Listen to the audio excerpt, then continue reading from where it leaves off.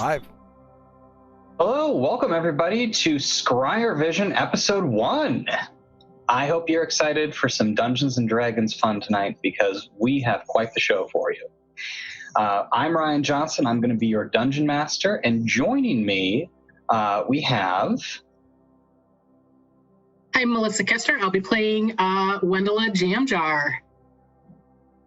I'm Dev Wazlewski, and I'll be playing Subject 13, a mysterious character who you will learn more about. Hi, everyone. I'm Jay. I'm playing Moto the Renegade tonight.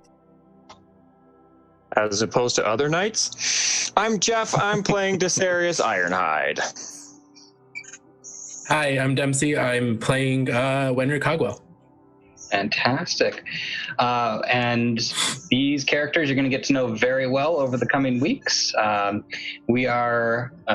basic premise for our show here is that this is sort of a magical reality television show in a world where they learn to broadcast scrying spells. They're all contestants on this show, and we'll be kind of jumping into it here in just a moment. But we have a couple announcements that we wanted to touch on.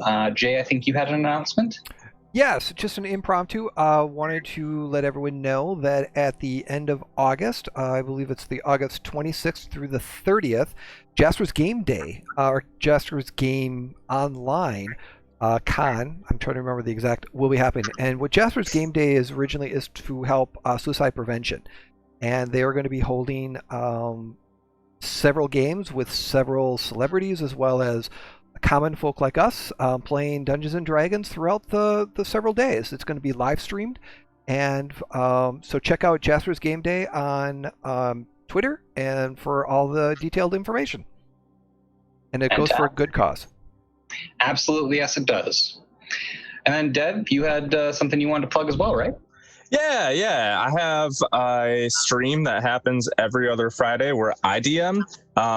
It is happening this Friday, actually. So you start with this Friday, then go a couple weeks after that, and then, keep doing that. So anyway, it's on this channel called Mage and Rage. There's a lot of other games that are played there, too. So they do, like, Mask, and they do...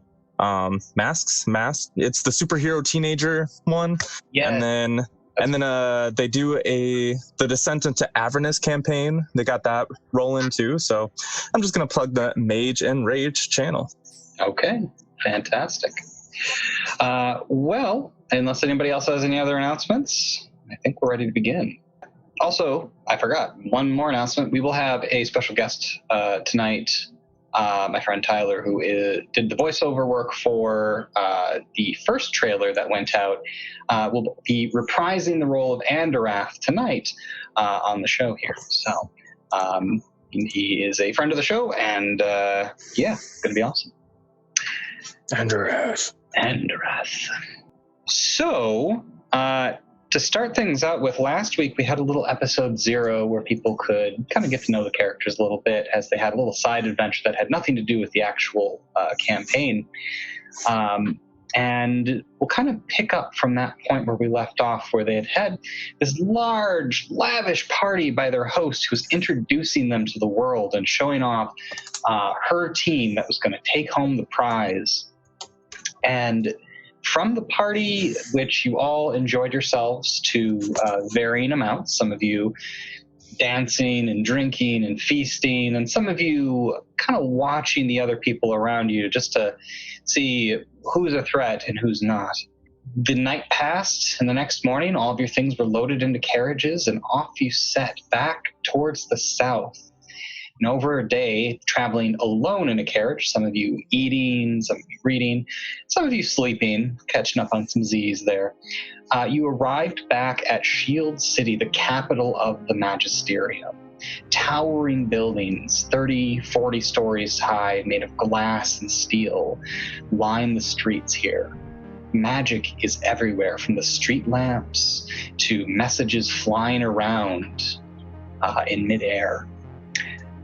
You were led to one of the taller buildings, the second tallest one in the city, the Scryervision broadcast tower, where many shows such as The World's Greatest Dungeon are shot. You were led up an elevator as they have those in the Magisterium, and into a small room that had a number of couches and a tray of drinks. The door shut, and you were told to all take a drink and drink the whole thing. Does anybody not do this? Me. That is fair. I don't trust it. The room is windowless. The couches are comfortable. And if 13 is the only one that doesn't drink the drink... Does it seem magical or something? Like I do an Arcana check? Yeah, go ahead and give me an Arcana test. Desarius downs it. Straight up, one shot. Yeah, absolutely. Okay, 13's not bad. So Wendell kind of holds it up to one of the artificial lights in the room and gives a little smell test. It definitely has some arcanic properties. It's fizzing. It's got this sort of purplish color. It doesn't smell bad. Actually, it kind of smells like, what's something that Wendell really likes the smell of? A particular food she enjoys. Strawberries. It smells like strawberries, in fact. I'm keeping an eye on Dicerius. Do we know Oh, go ahead. when the show is supposed to start? Well, that's the thing. This is kind of weird. You were brought here to start the show and led into a room that just has the one door and these potions and these couches. Dicerius, you're starting to feel a little sleepy.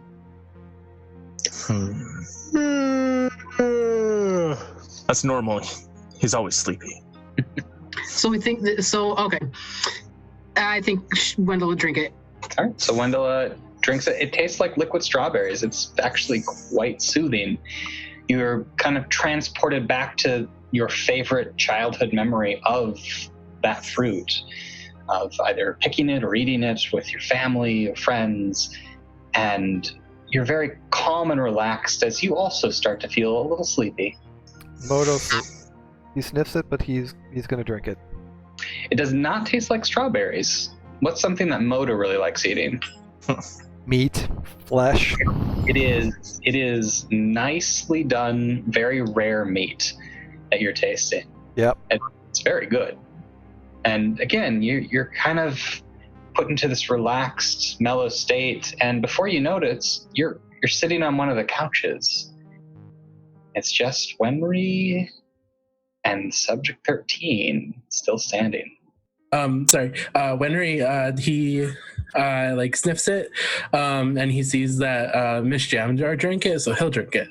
I don't understand why all of you are drinking this. And then he will go and lay down and close his eyes. Okay, yeah. Does In that fact, 10? most of you do start to get to that point where you're all reclining on the sofas and kind of drifting off a little bit. Subject 13 is the only one that's still standing, really, and you hear a disembodied voice say, "You have to drink the potion. Why? It'll make the transition easier. What transition? You don't want to do this without drinking the potion." I'm gonna sniff it. It smells like lavender. I drink it. All right. It seems to hit you pretty hard. In fact, it might be the more resistance you put towards it, it's hitting you harder because of that. You're almost knocked straight back onto one of the couches as all of you darkness kind of fades in the edge of your vision. I didn't want to be separated from my friends. Fall into a dreamless sleep. For a while, there's nothing. No dreams, no sensations, no sense or sounds or sights. You are just adrift consciousness in an empty void. And you're suddenly rocketed back to consciousness. You're standing in a large domed hall. Looking around, getting your bearings, there's lights everywhere. There's people all over the place, all of whom seem equally a little bit discombobulated as well. One of them Pull out my sword. is vomiting. And you hear that disembodied voice say, "I told you you were going to want to drink that potion." You look around, there's a tavern, open-air tavern right behind you, and the wall that you seem to be next to has a row of these glowing archways. There's 9 of them in total. And then you hear a familiar voice. Okay, you're here. Good. You look down, or some of you at the same level, see the familiar face of Priscilla the Halfling, your liaison during the show. She's dressed in a green outfit from tip to toe. She is completely decked out in green and seems to be supporting your team. Looking yourselves over, your armor has also taken on these green glowing embellishments. Just on the edges, they seem to have this faint, almost neon green glow to them. All right, there's no time to really look around or get comfortable. Your things are being put into your apartment. It's going to be great when you get back. But are you ready? Yeah. Oh, I knew I could count on you, Dexarius. Wait. Is Bastion here? And Wenry looks around. And Bastion is indeed there. Okay, cool. Wenry goes and holds his hand. Okay. All right, so everybody needs to step through the doorway. And as you're kind of looking around, a bunch of the other groups, all of whom are similarly decked out in matching colors, are also being forced into these archways by, assumedly, their liaisons as well. Is there any language on these archways? No, there is no markings whatsoever. It's just an arch and then pure light into the arch. Priscilla. Yeah, what? Green on green? Look, I didn't choose what color you were. That was assigned by the network. If you want, we can get you like a scarf or something, but that might look bad. 13, that might look bad. Might look like you're supporting one of the other teams. Embrace the green and get through the doorway. Darius walks through the doorway. Charge Thank forward. you. Thank you. Okay, let's go. Come on. Moto's going to be last. I can't believe they put green on green. They could have at least given me a complimentary color. As I grab you look 13 by the wonderful. shoulders and move him through. I look like a pine tree. You Pine look- trees are delicious. The final words that 13 says into this strange new place looked like a pine tree. So you find yourselves stepping through this archway. For a moment, you can still see that place behind you, that strange domed stone room with stars above your head. And then once everybody's inside, including Bastion, it goes completely white and you're finding yourselves in this complete void of bright white light. Completely different from the void you had just experienced where you were nothingness. There is only one feature in this room aside from yourselves. A stone pedestal sits in the middle of the chamber. What's on it? At first, nothing is on it. However, you hear this disembodied voice, different from the one before, start to count down from 10. And then you hear applause, cheering, and a small blue form of a high elf appears, not much more than 1 foot tall, on the pedestal ahead of you. Tyler, would you come in, please? Welcome, contestants and viewers, to the 244th season of the world's greatest dungeon. Contestants, beyond these doors lie dangers and glory that you have never dared dream of. Be cunning, be strong, but above all, be quick. The last team to make it back to the rest stop will be eliminated. Any questions? Several. But apparently we don't have time for that. Let's go. That's not true. You're more than welcome to ask questions. Ask questions to your heart's content, but not too many. The rest stop is where we first began, right? Correct. Your goal is a key. A key. Your goal is to recover a key. Once you have this key, you will be transported back to this very chamber. Now remember, there may be another team in the arena with you. But worry not, because combat between teams is certainly not discouraged. I pull out my sword. What is this key made of? I assume probably metal. But who's to know? How long do we have? Well, technically there is no time limit, but as it was stated, the final team to return to the rest stop will be eliminated. So take all the time you want, but not too long. Where's the key at? Oh. That is for you to find. It was worth a try. That's serious. I can see I found the clever one of the group. Hey, that's my friend you're talking about. Aren't you lucky? Also, point of note, anything you have on you once you find the key will be brought back to the rest area with you. Oh, like treasure. Yes, like treasure. The world's greatest dungeon is not without its rewards. So, are there any questions before you embark on your journey? No. Excellent. Not too inquisitive and raring to go. This is going to be an excellent episode. Thank you very much, Tyler. So, as the blue form, or blue minimal form of Andareth kind of vanishes from the pedestal, you hear the sound of that disembodied voice again, counting back from 10, 9, 8, 7. The form of the pedestal begins to shift and fade from in front of you, going translucent, then not even there at all. The whiteness of the void begins to fade into black as it gets to 4, 3, 2. There's torchlight now. Sconces affixed to stone walls become more clear as he hits 1 and then 0.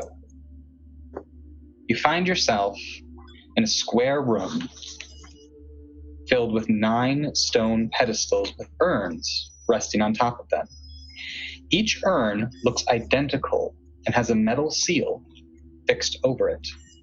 Each pillar has a number on it, emblazoned in eldritch fire, numbered 2 through 10. There is a set of stone double doors affixed to the wall on the right side of the room. Both seem to be locked, but there is a stone slab between them with a keyhole in it. There is a riddle etched above the door in strange script. How would you like to proceed? What language is it? Looking it over, it appears to be Draconic. Miss Jamjar, do you know Draconic? I do not, unfortunately. Moto. Odo looks at it and reads it. It says, "The key lies within me. 14 moonrises can be seen in my duration." Odo says it and repeats that exactly what you said in common, with a little bit of sass. Because he has to be translator, which is not his forte. 14 moonrises. A fortnight. 2 weeks. 2 weeks. Fortnight.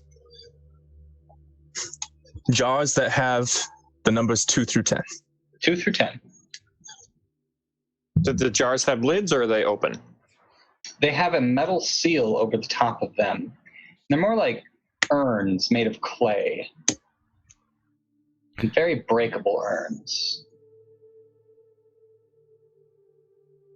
Wendell. Dicerius is going to grab the top of one and see if it just lifts off. It does not. It is firmly affixed. Wendell, Yes. what do you think about this? I think we have to figure out which number this is talking about. Of course, Wendell would probably have it figured out right away. Player, less so. Well, give me a wisdom test here. All of us? Well, if Wendell is trying to puzzle it out, it can be Wendella. Or if everybody is trying to rack their brains, you can all attempt this. But I don't think you're going to need to. Wendella, you get a little hint. This world has 2 moons.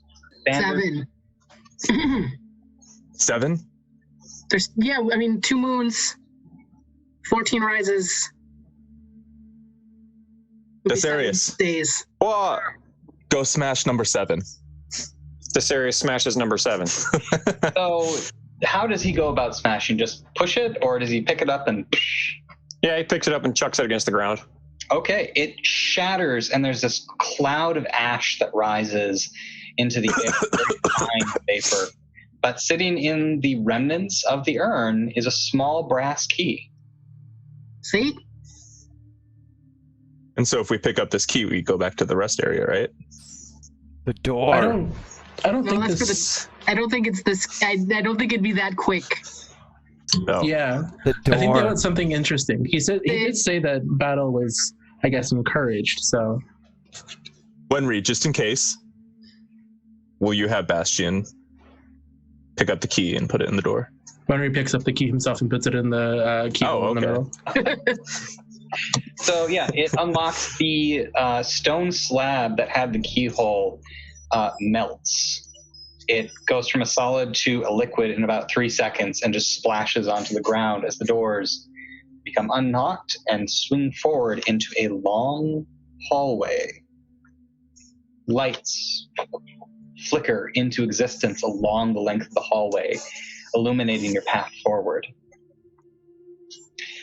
This double Nailed it. Oh, go ahead. Sorry, I was gonna say nailed it. Good job, Jamjar. The passage is as tall as it is wide, about 10 feet in all directions. But there's one flaw. About halfway down the corridor, the ceiling vanishes into darkness for about 10 feet and then resumes. The ceiling? Mm-hmm. Can I investigate it? Go up and investigate it. I'm going to go up with her and summon my echo by my side. Okay. So shadowy form of myself, basically a copy, just appears by my side for everyone watching. That's the description. Okay. So how do you investigate?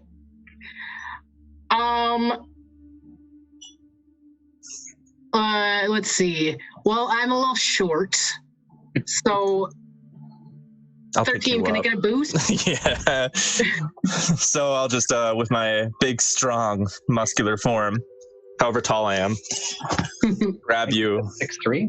and I pick you up. Kind of like a cheerleader where I just like go. Does your wagon float up with you? Oh yeah, it's always within like 5 feet, so it's probably like just underneath me right now. Okay. So you get lifted up into the air, and between the two of you, you're basically at the ceiling. Do you reach out into the darkness? I just kind of want to look first. Okay. Give me a perception test. Perception? Ooh, even better than investigation. Or not. Well, dice rolls. Yeah. You can't tell anything. It seems just like the ceiling just isn't there. And then the floor just continues on, right? Yeah, the floor is just a flat surface all the way down to the next set of double doors. I am going to...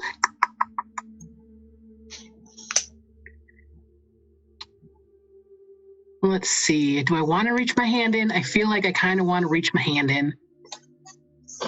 I will do that. I'll like kind of... Okay. The moment you start to put your hand into the area underneath the darkness, I need 13 to make a strength saving throw. Oh, gosh. Well, I'm strong. 18. 18's good enough. You feel Wendella kind of start to get pulled away from you, and you kind of hold on tighter. Wendella, you feel yourself kind of drawn upward into that void, and that little bit of extra space, you see something up in the darkness. Not today. Long, sharp spikes staring back at you from the ceiling, and you're being pulled towards them. Bring me back now. Down, there's spikes. Down, please. I start to pull Wendella back down. You're able to move away from it, and she just tumbles back down onto you. You're able to catch her, though, from your days as a half-orc cheerleader, apparently. So there's spikes and eyes up there. It's no good. I don't feel like we should go in there. Well, there are doors that way, and Renry points down the hall. And the doors are beyond this section of hallway. So you have to pass beneath this in order to get to those doors. I throw Jam Jar. I'm going to throw Jam Jar towards the double doors. Okay. Is Wendella going to be okay with this? Of course, I'll get your consent first. May I throw you, little one? Did you feel like you're getting pulled when you were closer to the floor? Did you feel like you're being pulled closer to the floor? I want to make sure you're out of danger. Okay. That's a 24 on my athletics to throw the halfling. 24, and what is your strength modifier? +5. Awesome. Maxed it out. Love it. So you pick up Wendella, who compared to you is like a third of your overall weight, and you just kind of launch her through the space. And Wendella, the second your body crosses the threshold into that area below the darkness, you feel this disorientation in your inner ear as you are flipped upside down and begin to fall towards those spikes. But the forward momentum of of 13's throw carries you past it, but now you're about 8 feet up in the air, and as you re-invert on the other side and fall, give me a dexterity saving throw to try to catch yourself. 8. Oh no. Super dexterity. I mean, it could be worse. You don't land on your feet. You kind of land on your face a little bit, and you take 3 points of bludgeoning damage from the fall. It would have definitely been worse if you'd hit the spikes. So that was what was pulling you. Was a reversal of gravity. There's some sort of thing. Yeah. So I'm not underneath it. I'm like right before it, and I was pushing her. Okay. Yep.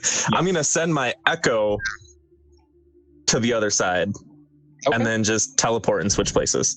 All right. So, Wendella, a shadowy form appears next to you from nowhere, and then quickly it is replaced by Subject 13. Well, that would have been an easier way to get over here. Hey, what happened? Gravity reverses and pulls you into a spike pit. That's okay.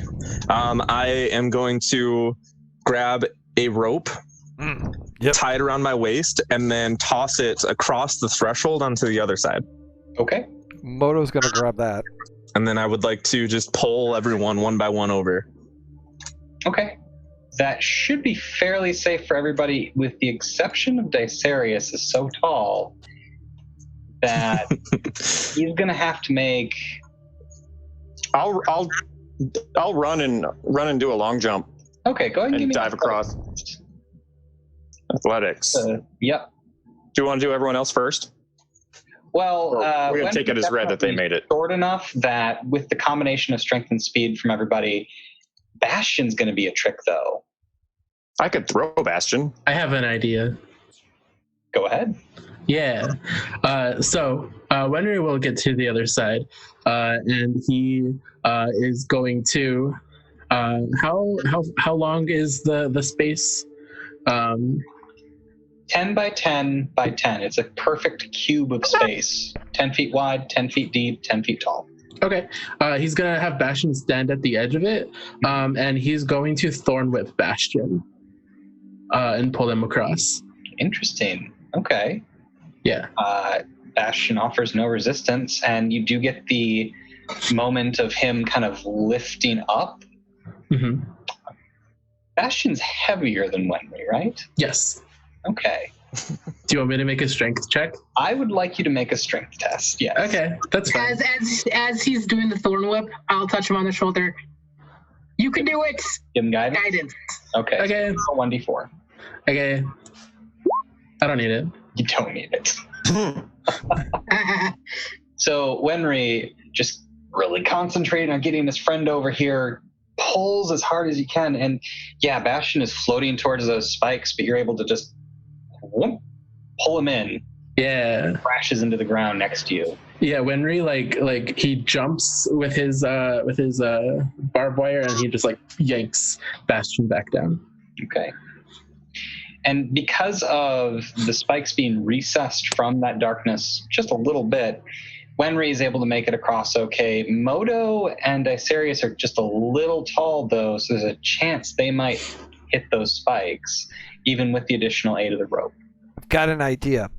If one person holds the rope along it, does the rope go up?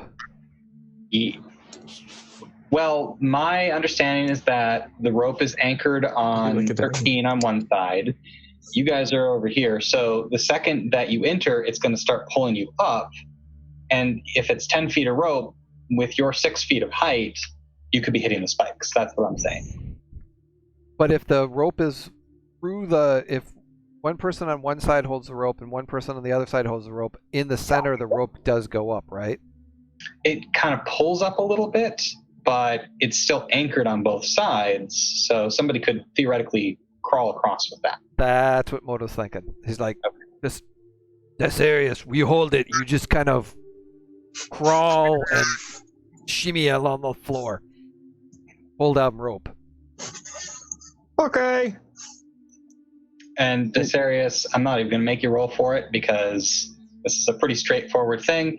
It's a little weird at first because the second you hit that gravity trap, you're flipped onto the other side of the rope, and now you're staring at the floor as you're crawling along, hand over hand, foot over foot.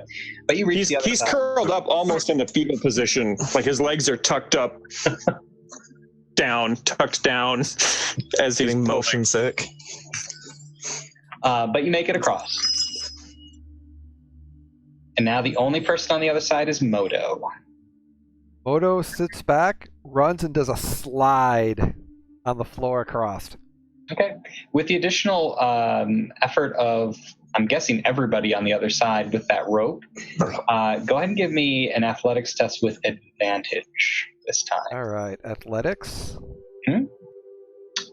Not great. You're sliding along the ground. The second you hit that, you think that the slide might not have been the best idea because that was actually slowing your momentum. And all of a sudden you feel yourself being pulled towards the ceiling as you invert. And they're hauling you in on the other side, but those spikes are coming up real fast. And just before you get pulled out on the other side, you are going to take one little hit off of them. Yep. So... We'll do heave. Oh. One little hit. I knew I should have thorn whipped him. So, Oh, no. 15 points of piercing damage as Moto's neck gets hit by the spikes. It's the back shoulder. And we're going to say that it's partly the piercing damage, but then you're pulled out 10 feet up in the air and fall 10 feet onto the hard stone. So you take 18 total points of damage off of that. Oh, Hey, you didn't do very good, Moto. Are you okay? that hurts. I That go, hurt a lot. oh geez, and I pull out like a first aid book and I kind of flip through it, and I like put my hand on your shoulder and cast Cure Wounds. Okay. Thank you. Is it a good scar? It's the cure wound sound. Looking at the damage as it kind of knits together, you can confirm that this is probably going to leave a scar, and he's incredibly lucky he didn't just get permanently paralyzed. Missed it by that much. Nice. I'm gonna go investigate these now. doors. Okay, you're all on that side of the hallway now, and as you kind of are creeping along a little bit, there are no more gravity traps. You reach the doors, they are unlocked. Open it. All right, there is a dark stone chamber beyond. It's tough to see, even with your dark vision, but little pinpricks of light appear around the room. Do you go in? I am going to pull out my little cloth fabric thing that it wears a headband with a little metal thing on it, and cast light on it because Okay. I can't actually see. Do you need some light, Wenry? Winry says, "Oh no, thank you," and he takes his mace and he strikes it on the ground, and it lights up in flame. Okay, so everybody's able to see. However, the flames light and the headlamp both kind of cut off just beyond the doorway.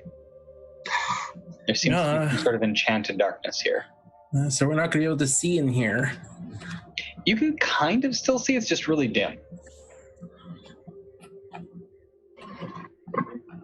I go in with my echo by my side. Anybody else going in? I'll lead the way. Yep. Sword out. So, as soon as Shield you're up. all in the room, the door shut with a resounding boom and vanish, replaced by stone wall. As the room grows quiet, you hear a low growling from all around you. Light begins to slowly come up, blue flames on torches around the room. An altar appears before you with a blue flame sticking straight up from a purpose-built receptacle. The walls to your left, straight ahead, and to your right all have a set of doors built into them, and a bowl hovers in the air before each of them, filled with some sort of scentless oil. Once more, a riddle is set into the surface of the altar, this time in Orcish. I got this. You read, Brush my hair back. "The way forward lies to the green flame. The paths of doom wait with red delight." So they're all blue flames, though, right? All of the torches in the room are blue, and the fire on the altar is blue. Well, we need yellow flame to make green flame. I think it wants us to light the oils on fire. Different substances light on fire different colors. Oh. Do you know which substances are in which bowls? Maybe. I'd have to get better light. Well, you can see Probably. now. Oh, okay. The chamber is well lit. It's blue. Wenry goes up to one of the things with oil in it. So do you want to go to the one straight ahead or to the left or right? To the left. Okay. So you go over to the left, you look into the bowl, and there's an oil in there. It appears to be sort of a brownish hue to it. Would you like to investigate further? He wants to go look at the other two first. Okay. The one straight ahead has sort of a yellowish liquid in it, and the other one has that same brownish liquid to it. He says, "I think maybe we should try lighting the middle one." It's up to you. I don't know if the magic works in here, and he tries to light his torch again. Okay. Your torch definitely was still lit, actually. Oh, okay. It wasn't giving off light because of the darkness spell that was in here. Okay. He touches the Wheel of Chaos to the middle bowl. Okay. Nothing happens. Oh, great. Maybe I go up. I'm sorry. I'm gonna go up to the altar and grab that flame. Okay, with your hands? Isn't it? It's not on a pole or anything. Nope, it is like a bowl of fire that seems to be built into this altar. I'll take a torch out and then light it. It does not light. That's frustrating. Moto's bored. He's like, I can't kill anything. Just goes up against the wall and just kind of stands there waiting. Like, Moto, you hear this low growling sound again. There's something nearby that can sense you. Some sort of monstrosity prowling around, ready to pounce. is it a monstrosity? You're fairly certain. You're not sure what exactly, but you could swear that you've heard that sound before. You better hurry. Something is watching us, ready to attack. At which point, I'm now watching and waiting for something to pounce on us, or what door is going to open. Is there a... Ooh. I'm wondering, can I identify the creature? Boy, Sure. Give me a nature test with disadvantage because you can't actually see it. all right. Let's try to see if I can recognize this.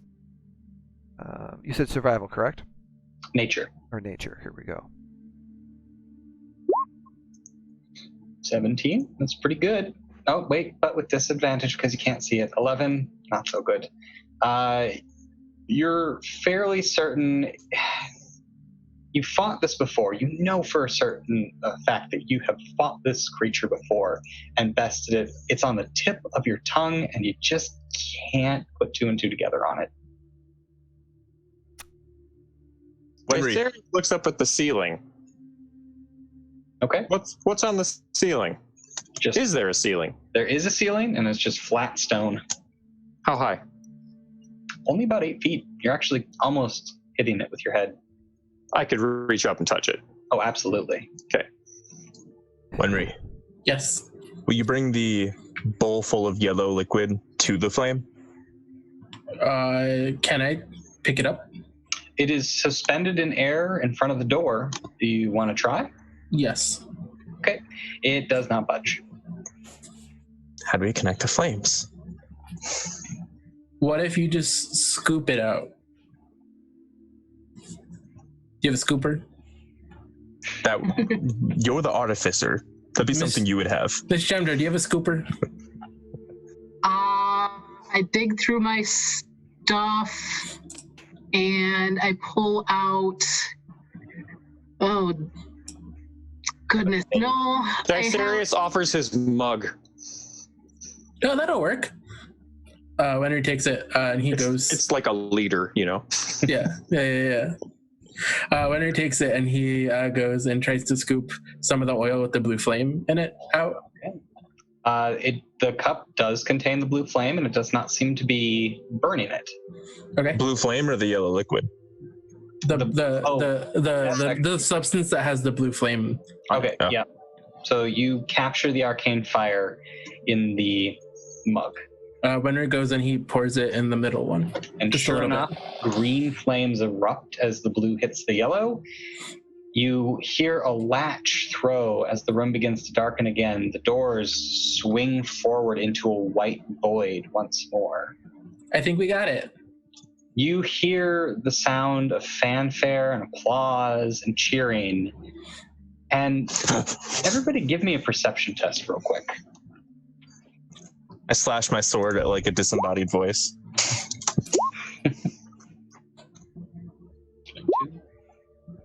21. Oh my gosh. You're distracted. On wisdom. You're the cleric. These are supposed to be good. She is too busy writing in her notebook, okay? She's taking notes. I've been 100% like notes everywhere. And like, Moto, what does this beast sound like? Like, what can you tell me about this beast that you're hearing? And Moto, before you can even respond, both Moto and Wenry see the faint outline of orbs floating above their heads, invisible but rendered slightly visible for just a split second by the drop of light in this chamber and the blast of bright white light coming from the next one. You hear the disembodied voice say, "Please proceed through the doors." I go through the door. Yep. Okay. Follow. So everybody hurries through the doorway. And Can I have my mug back? When he hands it over, there's still some of the stuff in there. I didn't pour it all out. I'm sorry. That's okay. It's fun. Do not drink it. Yeah, don't drink it. But if you do, make sure she's watching. Mm-hmm. so the white I would room, suggest no. the white room that you have entered slowly fades. Sunlight beats down on you from above. By your best guess, it's probably around noon. Your vision is slow to adjust to the beautiful day. You find that you are standing on a well-traveled dirt road that seems to go toward a nearby town. The town is surrounded by a curtain wall with towers evenly spaced around it, and a single gate set at its center. A crow caws to you, perched on a nearby dilapidated scarecrow before launching itself into the sky, flying over your head. It continues to caw, but stops as it vanishes into a solid wall of fog on the other side of the road. The fog wall appears to be stationary and runs from one end of the town's curtain wall all the way across the road half a mile away from you. There is an eerie stillness all around you. Miss Gemdra, do you think this is extra dimensional, or do you think that they just put a field over a town?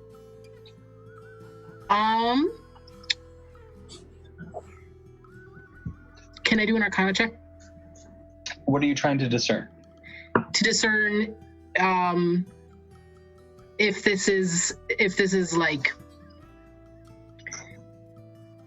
basically what Dempsey said? What for? If it's extra dimensional, yeah. or if we're in the material world still, we're just inside a field. Absolutely. Go ahead, give me an Arcana test. Let's see what I want to do it. I want to do it too. I want to do it too. two of you can go ahead and give me an Arcana test. While they're doing that, I'm gonna run up and slash the scarecrow. Okay. You dart forward, your sword glinting in the sunlight as you cut the scarecrow in half. Nothing else. That wasn't an enemy. Yeah, you should wait until there are enemies. I pull some hay and I give it to Dicerius. Some straw. I don't want this. That was a perfectly good scarecrow. Somebody made that and you just ruined it. That's part of the game. Aren't you hungry? Oh. Okay. Hard combatant there, 13. Real danger. So, Wendela, I've been you spying have this. no idea. You're still kind of taking in this. You were in this series of chambers in the rest stop, and you were in the city before that, and now you're in a field somewhere, and everything feels real. It smells real. You reach down, you touch the dirt, and it seems real, but is it real? You're not sure. Wenry, on the other hand, you kind of pick up the dirt, give it a smell, and yeah, you're pretty sure you're on the material plane. So the fog is just going, it's like on either side of us? It's on one side. So fields Gotcha. of crops continue to your right. The town is ahead of you, and the fog wall that goes all the way up until you can't see it anymore is to your left. Haven't you guys ever watched this show before? It's just a fence. We gotta go to the town. Yeah, I think that we should go to the town. I've never been in the game before. I want to know what they did. Okay, that's fair. If anything, we can find something in the town that might be able to help us. Let's go. Okay. Walking towards the town, Dicerius takes his mug and scoops up a bunch of the fog and holds it out to Wenry. Is the fire that was in the mug. What's that?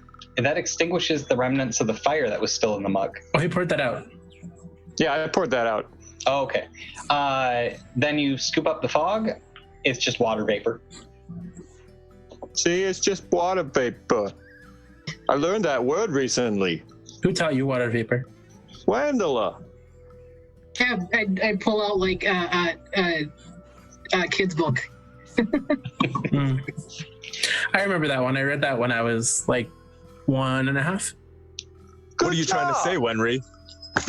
Nothing. He's saying he's smart. Okay. You actually are about a half mile away from the town as you continue down the road. A small farmhouse is immediately to your right as you get closer to town. There doesn't seem to be anybody around or any livestock in the pens. The door to the house swings open, crashing against its frame repeatedly in the wind. But some of you probably notice is actually pushing against the fog cloud, but it doesn't seem to be budging. The door is pushing against the fog cloud? The wind. Oh. I think, I don't know. I think we still have to find the key. I don't think we found it yet. We haven't. Should we keep on going into the town, or should we take the time to investigate this farmhouse?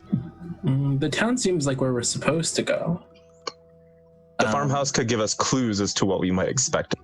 I'd say let's do at least a quick cursory glance, snoop around. Sniff something out. Okay, Make sure but nothing let's, seems out of place. but let's be fast. We don't want to get eliminated. It's true. Odo's going to Okay. stand in the road while they check and just watch for the ambush, the buildings, see if there's curtains moving in the town. if The there's any entire movement. house is a mimic. Monster house. Just like that one movie. Yeah. Jay, go ahead and give me a perception test. Because, yeah, this thing is Ambush. the tests. This is just trap left and right. So perception. Here we go. Oh no, wrong one. That's much better, actually. So you're you got your crossbow ready. You're scanning the fields. Every once in a while, you do a full 360-degree turnaround. You go check out the other side of the farmhouse. You go back over to the front side, and nothing. You don't see anything, but you're ready for it if it happens. Yep. Everybody else going inside? Yes. Mhm. Not inside, at least up to it. Okay. Wenry stations Bastion outside the door as well. Okay. Yeah. Bastion kind of goes into guardian mode. Wendell's definitely got her green notebook out and just taking note of everything. Okay. So the farmhouse is of simple design, appears to have been copied by multiple families in the area. From the steps, you actually can see the next farm over, and it looks almost like a carbon copy. The soil around it is rich and black, recently tilled. Harvest plow lies an incomplete track on one of the closer plots. Despite there being evidence of livestock, none appears to remain on the farm, nor do you see any seeds for planting. As you enter the house, you note that there's nobody here. But there also doesn't really seem to be any belongings here, nor is there any food inside the home. Damn it. My stomach rumbles a little bit. Is there You any realize you're a furniture, little or is hungry. it just an empty house? No, it's furnished. There is actually the embers of a fire crackling in the hearth. Looks like it's burned down from maybe a day or so. And there's some plates on the table that seem to have been set for a meal, and people just left. Wenry still has crumbled up food from the party last night in his pockets, and so he takes a cookie that is shattered completely and hands it to 13 and says, "Here, I have some food still." Thank you. I just eat it. Tastes good. Well, while they are looking around, I'm going to pull out my Arcana and U book and ritually cast Detect Magic. Arcana and you. All right, go ahead and So you take a little bit of time doing that as everybody else investigates. So we're going to bounce back to everybody else here. So 13, Wenry, Desarius are all inside. Go ahead and give me an investigation test, each of you, to see what you find. Oop. Okay. This is Oop. great. Oop. Super I thought investigative that Harry was powers. gonna like knock it out of the park and just show everybody up. Yeah, you don't find anything. It looks like this place has been stripped bare. Should we burn it Sarah down? walks outside. There's nothing here. You know, we can't burn down everything. What if this was actually somebody's home and then they just took it over for the game? Or monsters here? I don't think there's a monster here. I think that's too early for a monster. It's never too early for a monster. Mm. Are there any trees growing around here? Yeah, there's actually an apple tree that has been planted in the front of the house here. But it is springtime, and it is not blossoming yet. So No, it's just a tree. just a tree. Okay. Yeah. No leaves. No leaves. Not even buds yet. Seems like that was a wash. Well, I did say we should get moving. Onward to the town. You complete your ritual casting.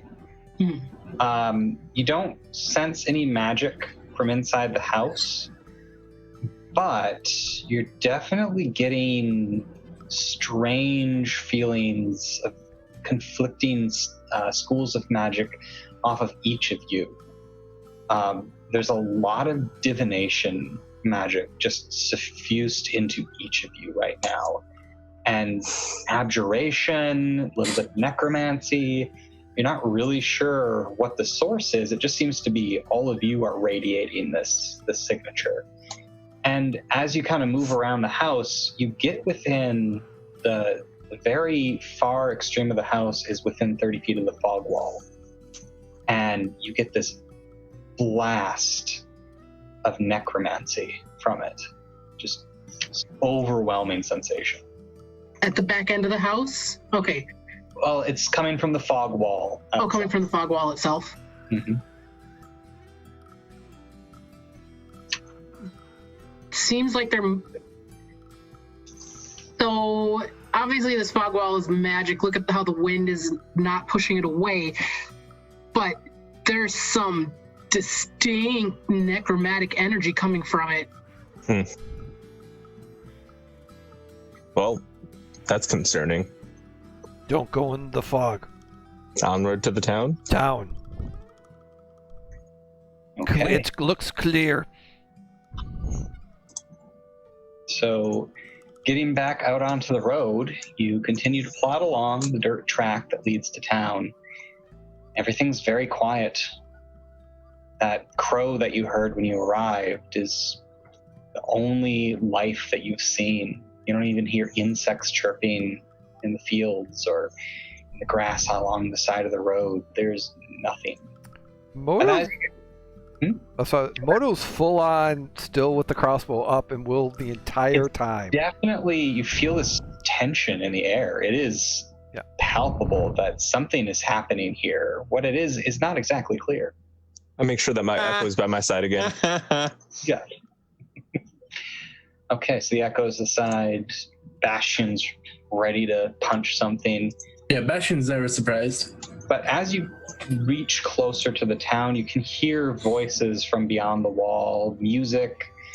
You can hear the repetitive ting, ting, ting of a blacksmith. And you can see guards kind of posted along the top of the wall. And it looks like the fog wall doesn't penetrate the wall. Despite the fact that it rises above the wall, it stops there. In front of the town gate, the main gate of the town stretches over the width of the double-wide road and reaches at least 30 feet in the air. A slotted portcullis has been lowered to close the gate at both ends of a 20-foot tunnel that sits in shadow, the edges of murder holes visible in the stonework. Your approach is noticed and announced by guards on the battlement above, and a company of 9 men and women rush to get in formation, holding 12-foot-long pikes. They do not appear to be in matching uniforms, though one is standing before the pike wall who looks rather official. Hold there, please. Hold there. State your business. Hi, I'm dead serious, and we're on World's Greatest Dungeon. I don't know what that is. Are you adventurers? Yeah? Yes. Okay, well, the town's closed. You're gonna have to move on, sorry. Why is it closed? He kind of gives you a look and then points at the fog clouds. Foul sorcery is made life here rather bad as of When late. did it begin? Why don't you come closer? I don't like having this conversation shouting. Then put down your pikes and we'll talk. No, Yes. it's the town guard. We keep the peace. When you get Down closer, your pike. Yeah, Desarius walks closer. Thank you. Hello. Hi there. Oda Redsmith, honorary captain of the guard. Former Why farmer. honorary? I was a farmer up until a day ago. What happened to the old captain of the guard? He's sleeping. He's got the night shift. I see. You see, it's very tough for a mortal to stay up longer than about 18 hours before you get very tired. I don't know what it's like where you're from, sir. Your accent is very odd. Winry sticks out a hand and says, I'm Winry Cogwell. Nice to meet you. Pleasure to meet you, Oda Redwell. Yes, so you asked when the fog started. It was about 3 days ago. Just rolled in from the swamps and stopped right there and hasn't moved since. From the swamps. The swamps are on the other side of the fog cloud?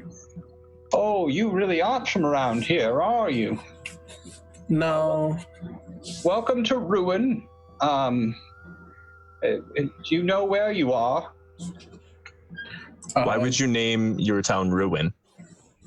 It's one of those ironic nicknames. Foreboding. Well, I mean, half the town is submerged in a swamp to the north, and the ruins of the Silver Tower are less than a day's journey to the south.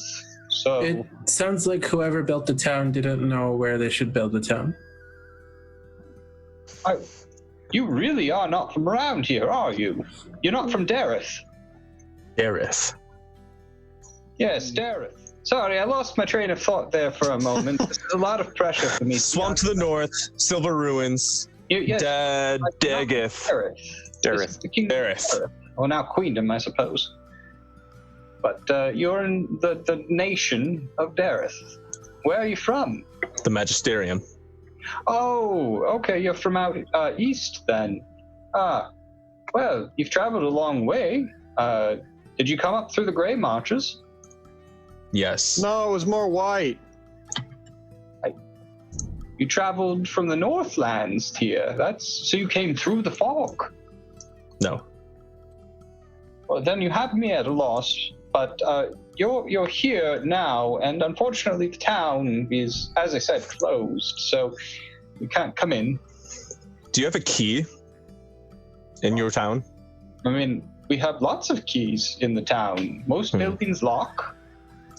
I have pulls a ring of keys off his belt. I have 6 keys right here. No, we're looking for something that's a little more important. Oh, I mean, the mayor has the key to the city. Maybe that's the key we need. We need to save the city. Are you offering your assistance as adventurers? Yes. Yes. Well, that might work. Terrence, one of the pikemen, puts his pike up against the wall, comes around. Would you run to the mayor and let him know that we have some adventurers willing to help?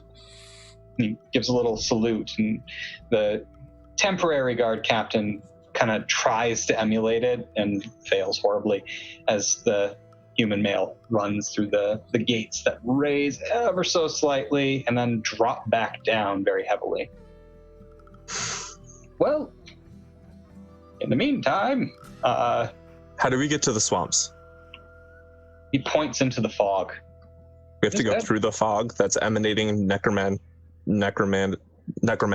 How do you pronounce that? Necromantic. Yeah. It's necromancy? Yes. Oh, that's not good at all. We sent a patrol into there and they didn't come back. Oh, they're probably dead. Oh, young Edward Perkins got lost in there too. I've got to tell his parents now. Oh, this isn't good. Is it hot out here to anybody else? No. Oh, just me then. Oh, that's great. Well, Yes. What if the fog descends further into town and then all of you get lost?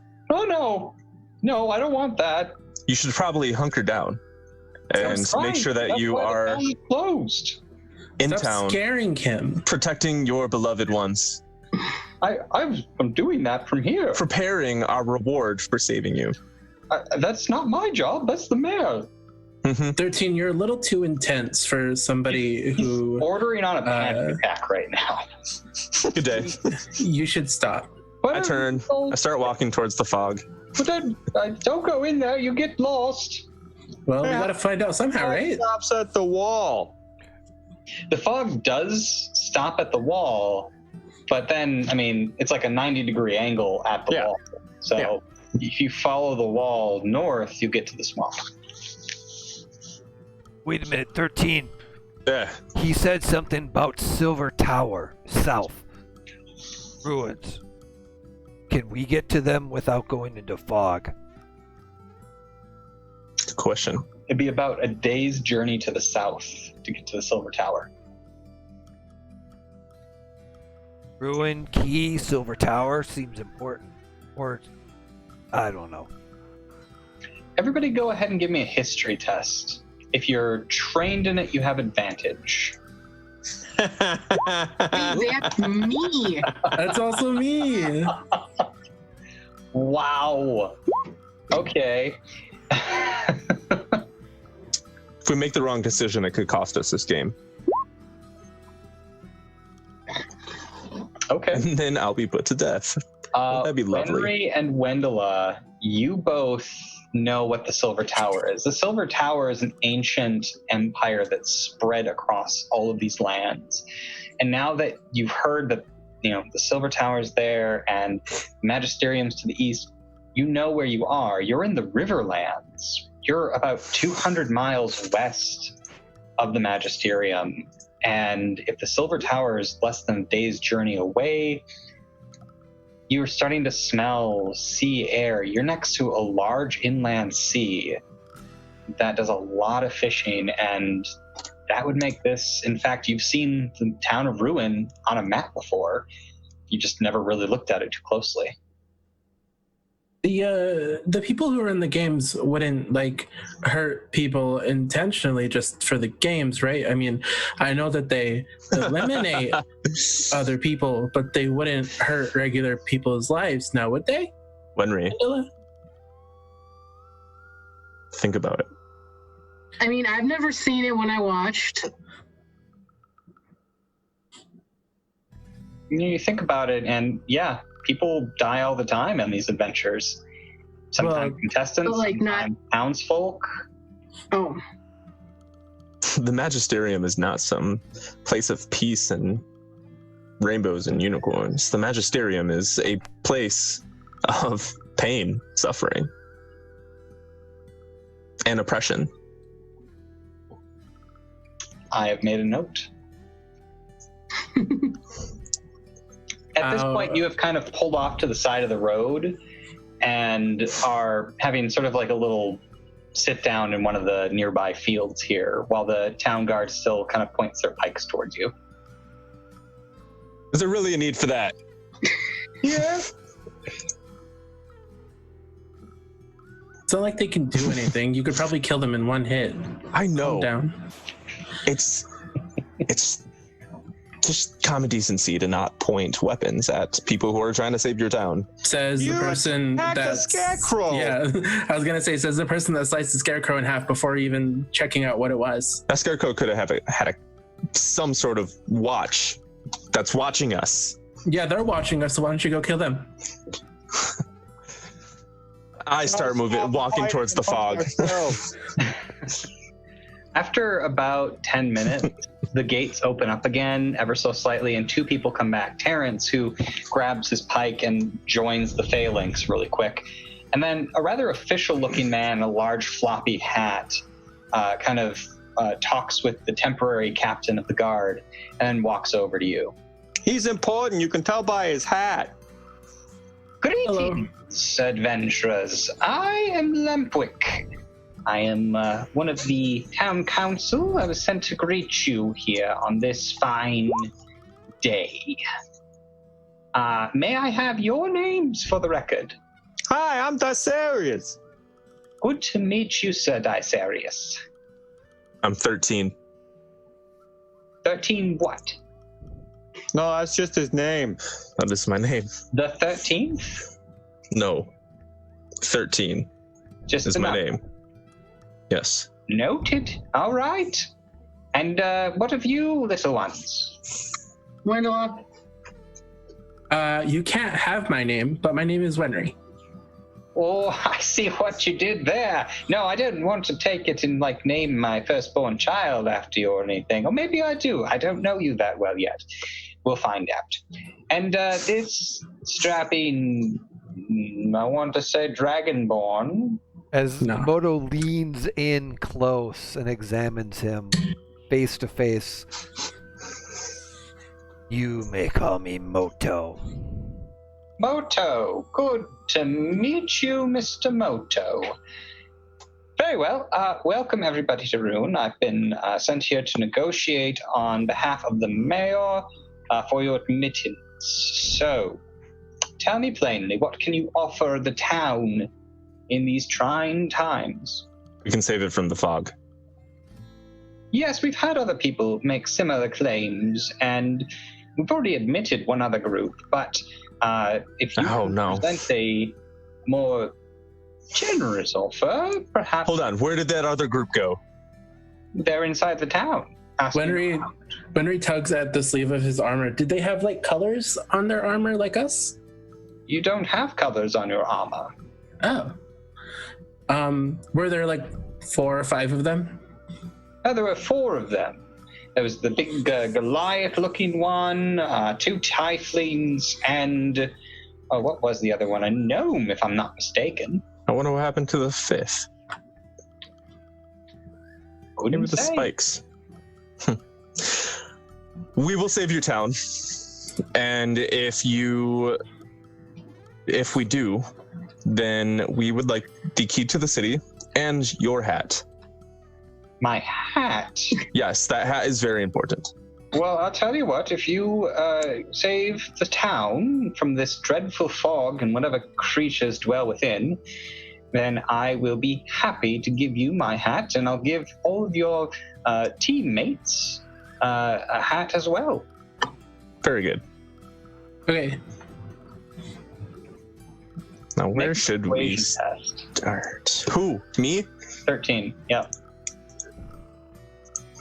21! Well, I think your metal might be sterner stuff than the last group. We also have one more person.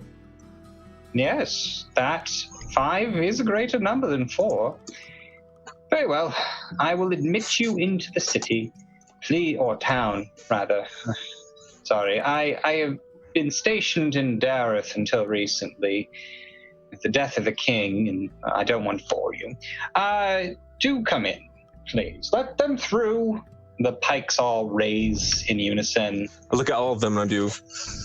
Oh, do we want to go in the town, or are we just gonna? Or I thought we were just gonna go in the fog and try and figure it out from in there.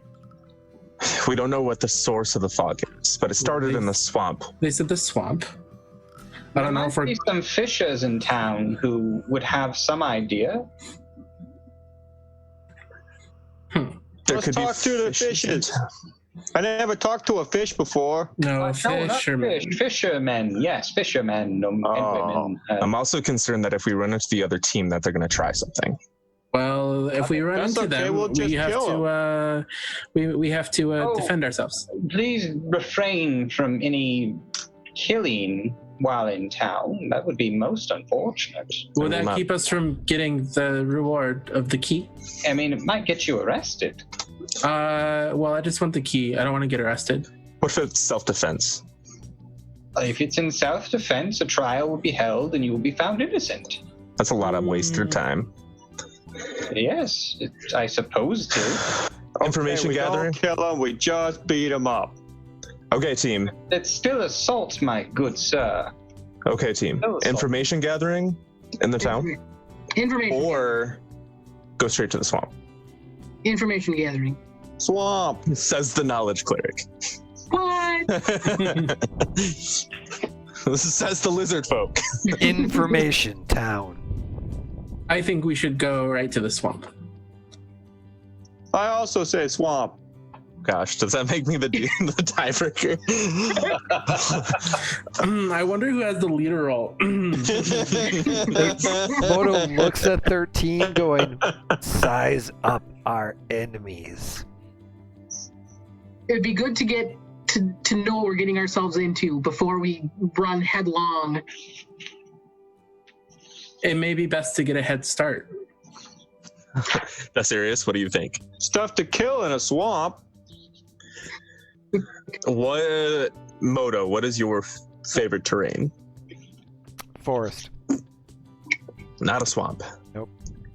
I lived in a swamp, but So so we are at the very beginning of the game.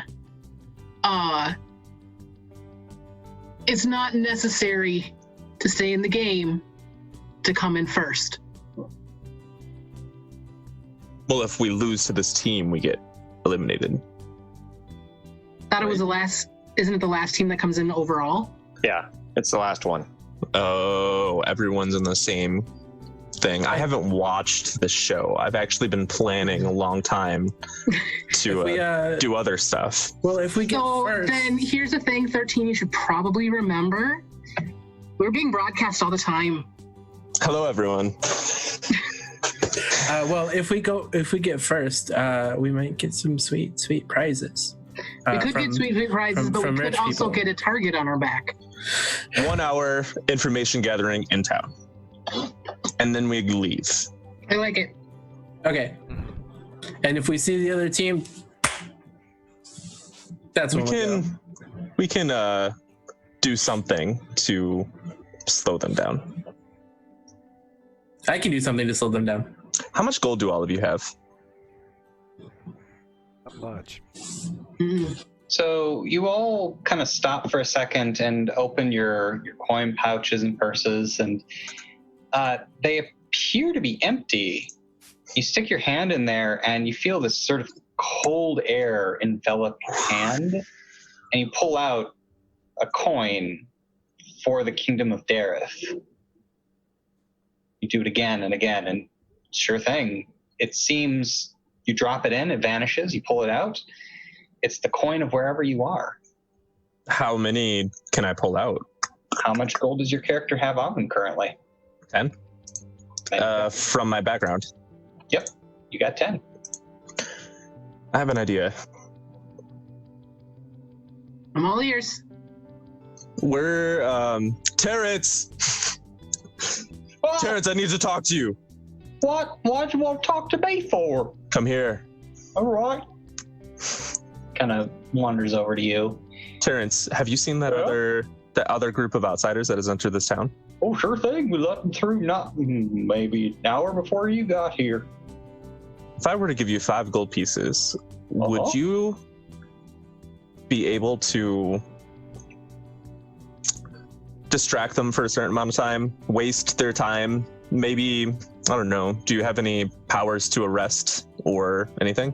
No, sir. I'm just here to watch the road and run messages in town. I think you might want to talk to my brother Barons. Barents? Barents and Terrence. Wenry, you had your hand raised. Oh, yeah. I guess I think I'm still in school. Well, I can make a trap. I don't know if I should be hearing this conversation. It's a harmless, non-lethal trap, like a prank trap. Right. But you'd be disrupting the peace in a time of panic for the town. Hey, Terrence. Yeah? If I give you 5 gold, will you go away? And tell us where Barents is. Well, Barents, you'll find him at the bakery in town. He's been helping out there. I got another brother named Warrants. I don't need to know where. I don't need to know where Barents and Warrants are. You don't know where Warrants is? That's right. Oh, hey. I just got that. Terrence, leave. Bye, Terrence. It was nice meeting y'all. Wendela and Yeah. Wenry, while you are gathering information, me and Moto are going to go find Barents. Dyserius, you get to choose which group you want to go with. I'm gonna go to the bakery. Okay, we're going to go to find Barents, bribe him to slow that other team down while you two gather information from the fishermen. Plan. Okay. I wanted to set the trap, but okay. You can also set a trap. You have free reign, free agency. Well, I don't think Wendela should go alone.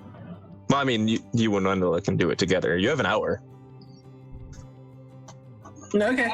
Excuse me, I'm going to be coming in. It's just that we'd rather shut the gate. Okay. Yes, we're coming. Oh, good. Welcome. I released my echo so it doesn't like panic anyone with like, they might think it's a ghost. Okay.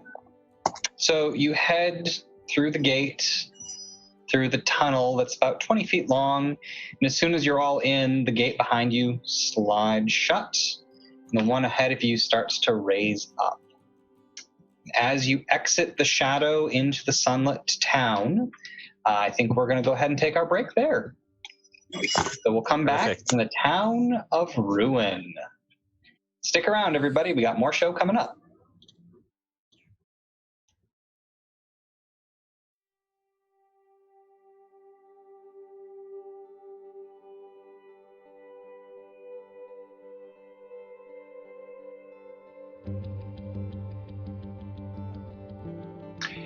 Welcome back, everybody.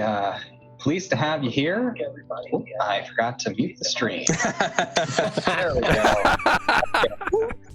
I made it so that like my background just looks like blackness. I love it. That is pretty Darkness. awesome. You're rocking the darkness there.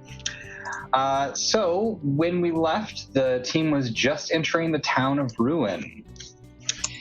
The evenly paved stones of the town have been worn smooth with time and exposure to wet air. Between some, tiny patches of resilient moss or beach grass attempt to make a life for itself. The street is filled with 2-storied homes made of brick with clay roofs. Lines of drying laundry are suspended between the upper story windows, attempting to dry in the damp air. What is most striking is the crowding. Every few feet, somebody seems to have made a little nest for themselves next to a building. The street runs forward for a ways and appears to end at a stone building that is slightly higher than those around it. Nothing here is really more than 2 stories, with the exception of that building at the end of the street. It looks a little bit more official, and you can kind of see the top of a steeple of a church nearby too. You know that we're going in the right direction when the DM has a description prepared.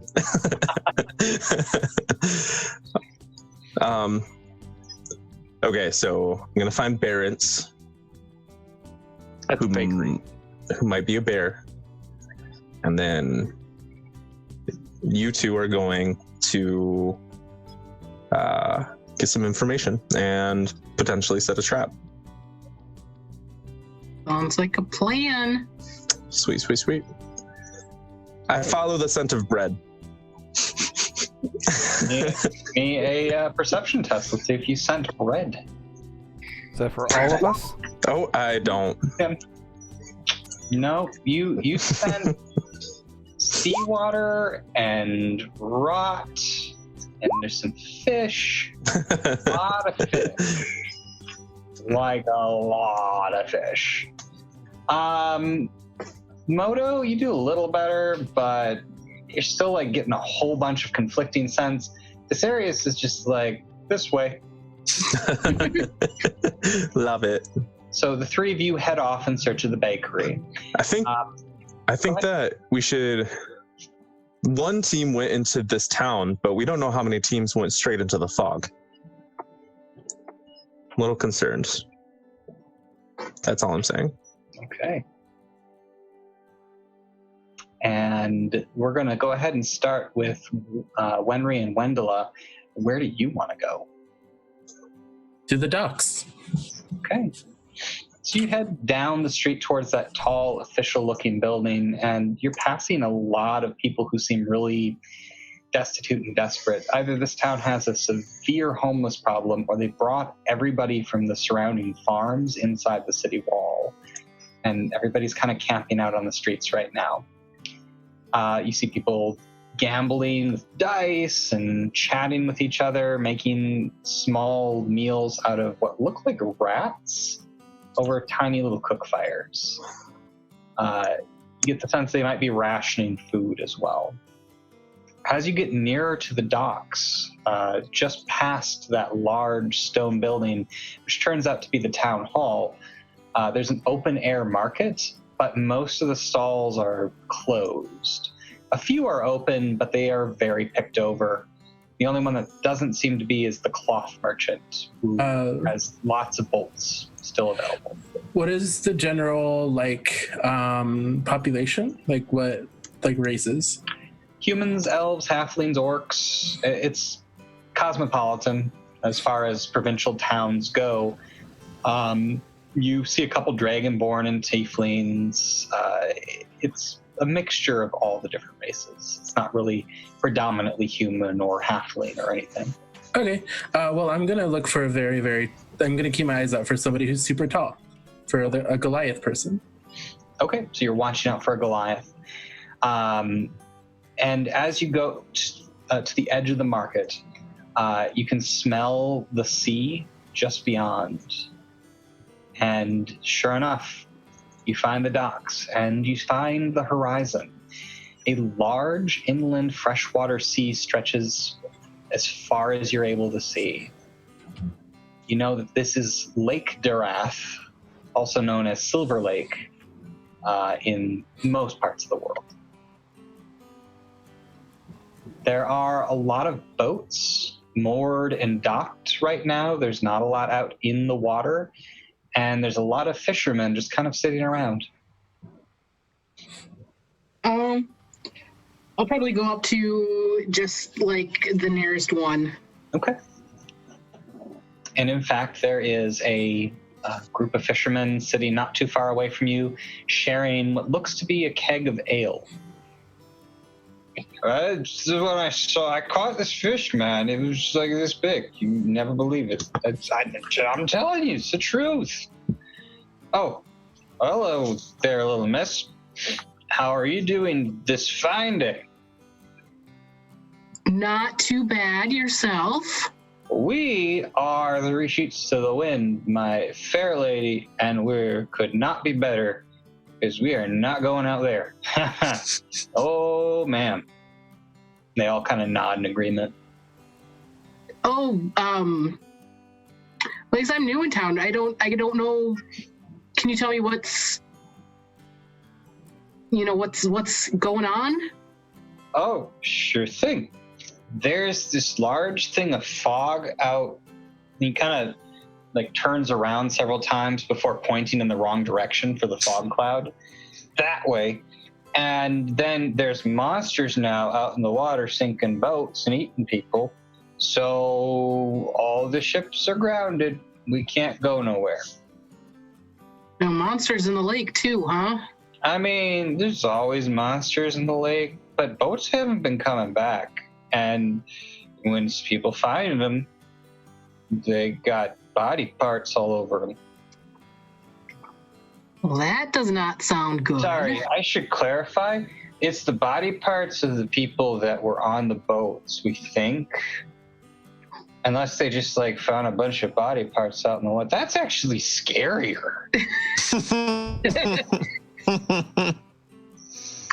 But yeah, nobody goes out in the water anymore. Some of the swampers do, but those guys are crazy.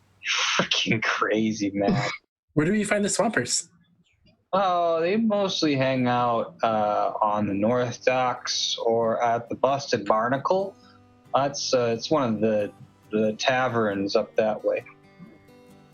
Okay. I think we might want to talk to them. I think you're right. Okay. Well, hey, you two little folk have a great day. It was super meeting you. Welcome to Ruin. And yeah, if you ever need some fish, don't come see us because we're not going out there. Do you have rotten fish? Do we have Ryan fish? What's Rotten fish. Rotten fish. Yes. Yeah, sure. We got. Are you looking for like the fermented stuff? Because that's real tasty. We got lutefisk if you want it. I want the stuff that smells really, really, really bad. Oh yeah, you want lutefisk? Okay. And he pulls out a little container and like just pops it a little bit, and you get this whiff of lye and fish. How do I get a bucket of that? Kind of closes the container, screwing it back down, and puts it in his satchel. There's a merchant back in the market there named Velma who's selling it. She'll probably hook you up. I want that. Yeah, man. Get yourself some lutefisk. It's good stuff. Miss Jamjar, can I get that really quick? I have an idea. Jamjar, can you get some lutefisk? Oh, I'm not part of the conversation anymore, am I? Okay, well, you have a nice day now. Bye, thanks. Tell your folks I says hi. He goes back to drinking with his buddies. And that stuff did not smell good. That's the point. You gonna go get some? Yes. Yeah. Okay. Yes. So we're gonna flash the other group of three as you've wandered through the streets on the northwest part of town, trying to find the bakery, and Desarius's refined nose leading the way. You indeed do find the bakery as labeled by a large loaf of bread shaped sign hanging in front of it. Does anyone there look like Terrence? I mean, do you go inside to look? Because nobody outside looks like Terrence. Then we'll go inside to look. Okay. Yep. I have to duck. A guy. Yeah, you do have to duck. In fact, coming inside, you're still just a little too tall for the ceiling. You're kind of slouching down a little bit. There's a few people in here, and they all kind of turn and look at your group and then quickly leave. But no, please come back. It's all right. Is it like the counter and then the wall? So there's just this little tiny area to get in and out. So we're all like crammed against the wall. A 7.5 foot tall, gray-skinned, pretty much giant, a half orc, and a lizard folk walk into a bakery, and the humans inside decide to leave. Barents. No, my name's Ted. Where can we find Barents? Barents, you got some guests. Hang on. Barents! He goes in back. And a guy that looks exactly like Terrence, but maybe a couple years older, comes up. Oh, hi there, everybody. What can I do for you three strangers today? Do you want to make some gold? Well, that's what I'm doing, working here. Would you like to make some more gold? Oh, well, shoot. Yeah, I'd like that very much. Do you know the other outsiders that came here before us? No? You haven't seen them? There's a Goliath. Oh, like him? He points at Desarius. That is not a Goliath. That's rude. Oh, I'm sorry, sir. I just assumed. You know what they say about assuming? They say you shouldn't do it. That is exactly what they say. Wait, 13. Are you Yes. a lawman? As he points over. You point to Barents? Yeah. Me? No. Shucks, do you want to talk to my brother Terrence? He works with City Watch right now. We're usually farmers, but we've got to make ends meet and chip in where we can here during the crisis. So you have no idea where this other group of outsiders Well, is? shucks, I didn't even know there was another group outside. So Terrence sent us on a wild goose chase. Well, I don't know. I couldn't say for certain or sure. That doesn't sound like Terrence. Terrence got paid off. That does sound like Terrence. Terrence. Anyway, can I get a loaf of bread? Well, sure thing. We got rye. We got pumpernickel. Pumpernickel, yes. Alrighty. Wraps up a loaf for you. That'll be 5 silver pieces, which 5 is silver an pieces. outlandish amount for a loaf of bread. That is so much. Are you trying to steal from me? No, I'm not. I'm gonna roll an intimidation check. Okay, go ahead. It's a 19. That's pretty good. He's kind of like shaking a little bit as he's holding it out to you. Oh, no, sir, my prices are set by Mr. Ted. He sets the price. I'll give it to you for 4 silvers. If I'll put a silver, he pulls a silver out of his pocket, puts it on the counter. Here, I've got part of it then. I don't want you going hungry. Using the momentum, Moto looks at him. Tell your brother, Terrence, we do not appreciate his deceit, and we are we'll be looking for him. I mean, I didn't think he meant no harm. I'm sure, Mr. Lizard Man. You have change for 1 gold. I will personally be looking to taste his beer. And I walk out. Well, that's some weird thing to say, sir. Because I'm hungry. Here's the say that. here's the 1 gold piece. I will take 6 silver pieces. Okay, here you go. He counts out 6 silver pieces for you. I will take this pumpernickel, and I will enjoy this. I hope you do. It's very good. But reluctantly. Yep. No, that's fine too. Because of the terrible service. Well, I didn't mean nothing by it, sir. Please don't get me fired. Goodbye. Well, goodbye. Have a nice day. Have a wonderful day. Oh, you too. Gonna cause everybody you meet to panic. I'm very intense. All right. So as the 3 of you head back out into the streets, we'll bounce back to our market halflings. So Wenry Wendela, you have visited Velma, the lutefisk merchant, who is a kindly old woman who very graciously gave you a small barrel full of this very foul-smelling but surprisingly tasty fish. So see, I think you're wrong about that. Just out of character. Well, your halfling palate maybe did not agree with it, but did Wenry like the fish? Oh, he's not eating it. That's fair. So neither of you tried it. No, Wendela 100% tried it. Okay. But me personally, no. Fair enough. She tried a little bit. How heavy is the barrel? Not terribly. I need a number. We'll say you got a 10-pound supply. How's that? Okay, that's fine. You're carrying this, right? Because Bastion's carrying it. Oh, Bastion's carrying it? Yeah. Even better, because I'm pretty sure stink doesn't stick to metal very well. Yeah, Bastion's carrying it. He'll wash him later. But yeah, we're gonna go to the North Docks. Okay. So as you kind of head north along the edge of the sea line, the road jogs back into the city, and you're going down a street that has a apothecary, a general goods store. Oh, there's a Bort and Mort's. That's a chain store that's in the Magisterium. And then you pass what looks to be a restaurant.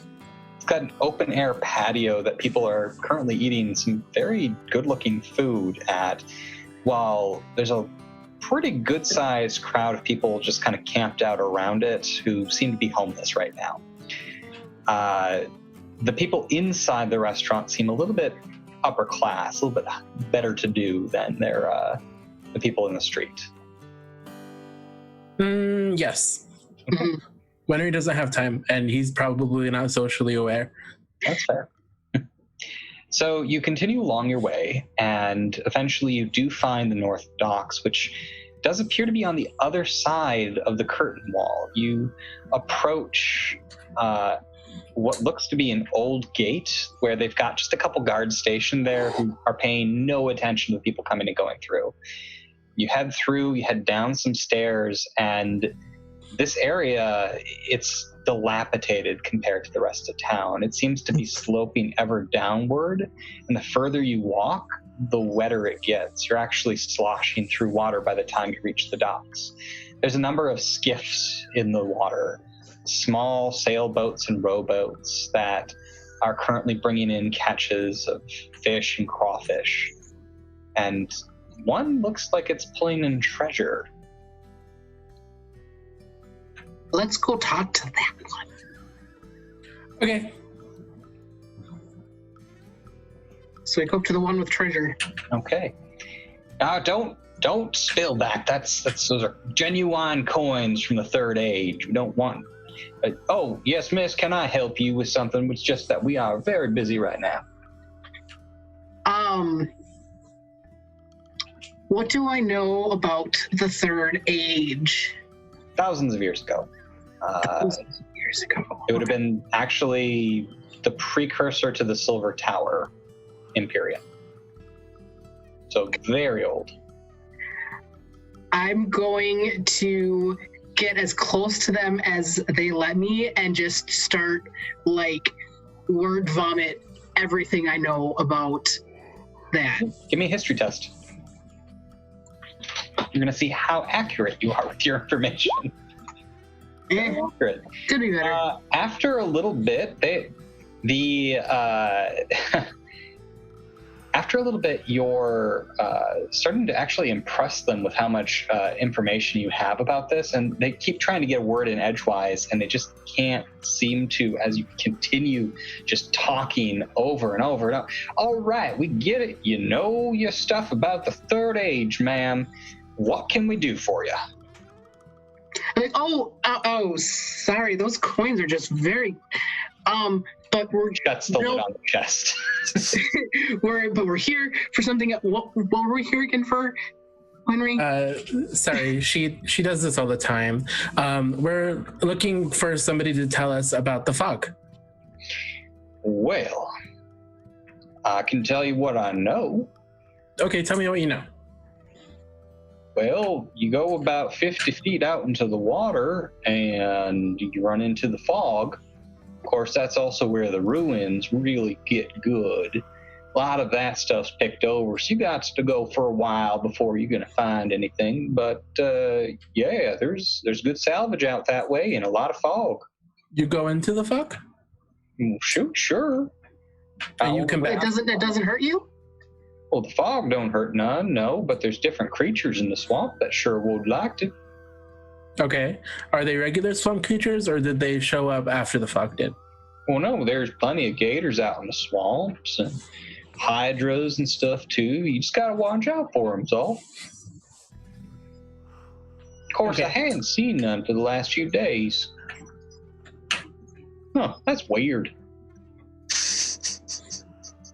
That's real weird. Usually, we run into at least a gator or two while we're diving, but well, hey, I'm not going to complain none about not running into no gators. Do you know where the fog came from? Shoot, no, it just rolled in one day. But 3 days ago, I suppose. Is there anything in the swamp that is old, is magical? Well, I mean, the swamp itself isn't. You ain't from around here, are you, friend? No. Oh, shoot. Well, you go about the next 2 miles north of here, it's all one giant ruin. That's where the town gets its name from, son. Okay, well, I knew that. But I'm thinking, is there something like specific? I don't know, like a crystal, or like a I don't know, like a tower. I mean, if we found something like that out there, we'd just bring it back to town. I mean, plenty of towers sticking up through the muck, though. A lot of caves now, too, from where the old hills kind of subducted down into the muck and mud. Yeah, lots of stuff. Ghosts, too, if you're not careful. Ghosts. Yeah, sure thing. A lot of people died when the town sunk. But none of this is new since the fog started. Well, no, it's been like that for a long time. If you go into the fog, does it ever end? We don't go very far into it. We found these in nowhere. Don't worry about it. Well, I don't want to find your treasure. Well, I want to find a treasure, but it's not the same treasure.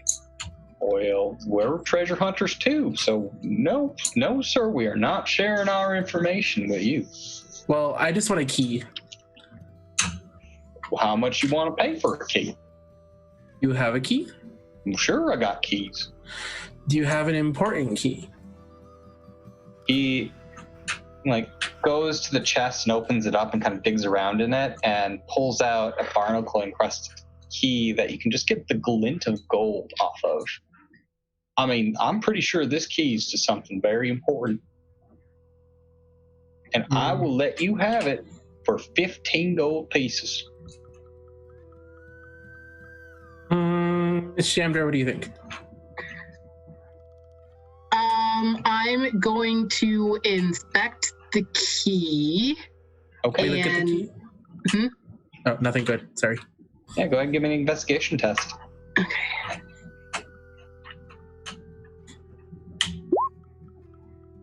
It's a beautifully made key, or at least it was when it first was crafted, but that was probably hundreds, if not thousands of years ago.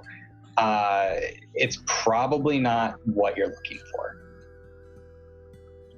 And it's probably not worth 15 gold pieces. I don't think this is what we want. I'll give you 10 gold for it. Deal. Okay. He hands over 10 gold. Okay. Takes the key and gives it to you and takes your gold. Pleasure doing business with you, sir. Wenry turns to Wendella and he says, well, if there's another team here, maybe we could trick them into thinking this is the key. It could be a bait for the trap. We could do that. You are not wrong. Okay. Well, if there's ever anything else you're looking for, important keys, coins, we even found some porcelain plates recently, if that tickles your fancy at all. What would it take to get you to take us further into the fog than you've ever gone? Oh, you want to charter the boat? Oh, yeah. No, we can certainly do that. Well, I could probably do it for 50 gold per day. We don't have that. I kind of pull out my skinny purse. Nah, I don't think that's not something we can do. What if I give you this? And he bangs on Bastion's chest. Oh, I thought that was a person in armor. No, it's not. Oh, what is it? I made it. What can it do? Bastion, set that down. He sets it down, and Wenry says, come closer. Comes closer to you. Stand in front of him. Oh, okay.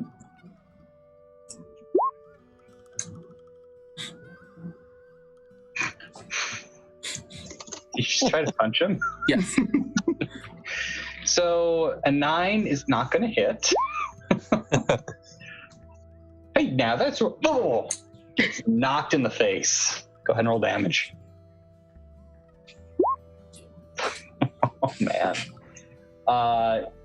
Fortunately, he's not a commoner, so he doesn't get killed. But you knock him out, the others start shouting, and that chest of coins gets knocked over into the water. Wenry picks it up and holds it up for them. Most of the coins have already spilled out. Oh, sorry. The guy you've been talking with is completely knocked out. They knocked out the captain. Get him. Why did you I think it would knock him out. And I will just hold on 1 second, and I will pull out my first aid manual again, flip through it. Make a persuasion test. Make a persuasion test. They're about to attack you when you say hold on for a second. Let's see if you can actually persuade them to hold on for a second. I was going to heal the dude. I'm aware. 12. They pause, but they're ready to throw down here. I will just bonus action healing word, so it's even faster than normal cure wounds. Okay. I will pull out a word from the book. Oh, my jaw hurts something bad. I think it's broken. Oh no, just dislocated there. Hurt a lot. Oh boy. Okay, so it can pack quite a punch. He's got blood just streaming down from his mouth. What do you I think? don't think I want that anywhere near my ship. No offense. Well, he listens to any of your commands. Right. But does he float? No, he sinks. He'd be really good at diving. Well, how do you get back up then? He follows your ship underneath it. Crocodiles like to eat them? No, he's metal. Okay. I'll sleep on it. Well, we need the ship probably today. Well, we're putting in for the day, so well, what if you didn't? come up with 50 gold to get me to go back out there. I think you want to talk to Longfella. Who's that? Oh, he don't go out no more now. Since the fog rolled in, he lost his crew. Says there's something out there, so he's been drinking his worries away at the Busted Barnacle. Well, I guess we have to go to this Busted Barnacle. Well, Seems like lots of things pushing us in that direction. We should go find the others first. Yes. Especially considering you keep on you're punching people out, you know. Well, I do. Well, Bastion. I'm not gonna say anything. So if we're gonna do that, we should have our muscle with us. So as the two of you head towards the Busted Barnacle, we'll flash back to the other group who is now out on the street. Where do you want to go? I cut a couple slices of pumpernickel and handed it to Moto and Dicerius. Odo hands it to his piece to Dicerius. Bread. It's good. It's tasty. I thought it was really good. Well, that was a wash. Let's find the Oh, others. that was bread. No. Let's find the others. Yep. I'm sure they've already gotten a lot of information. It definitely didn't punch anyone out. I want to find Terrence on our way back. Keep an eye out You for want to him. swing by the gate? Not yet, but before we leave. And I'm looking to see if there's any Goliath. Noticing if there's any. You're looking around. You don't see any. All right, find our people. Give me an investigation test, all three of you, to see if you can find them, because they're in a completely different part of the town right now. Oh, they're in jail. Excuse me. I am offended. You three find neither hide nor hair of your friends. You're heading the direction that they were going. You got to the market. You were talking to some of the fisher people. They said that they went to buy lutefisk. You talked to the lutefisk vendor, but that was the last anybody saw of them. You're really not What sure. did they get themselves up to? So let's recap the things that we know. We know that we have to go through the fog to get to the swamp because it started in the swamp. And we need to find somebody who can help us out with the other two were supposed to get information, and we can't find the other group right now. But maybe people at the tavern will know. Maybe they've seen the group. So we should head there. And we're on the world's greatest dungeon. Yes. We know that too.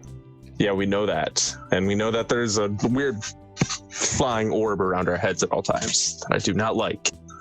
You kind of like brush your hands around your head and you don't hit anything. So asking around, you find out that the best inn in town is the Busted Barnacle. And as your group reaches the door of the Busted Barnacle towards the north edge of the town, just inside the wall, not in that sort of dilapidated lower district, you run into three familiar faces if you count Bastion, of Wenry, Wendela, and Bastion. I purchased pumpernickel. We have smelly fish. I don't know if this swamp water is gonna get off of my armor. Would you like a couple slices? Yes. Okay, I slice some for Wendela. On your sword. I have a knife. Okay. I think we should go in. We have to. What was his name again? The captain? The dude. Longfellow. Longfellow. How do you know? Oh, the other dude. Yes, Longfellow. How do you know, Desarius? You weren't even there. He was referring to himself. Longfellow. He was referring to himself because he's so tall. He is a long fellow. Well, Some people are longer than others.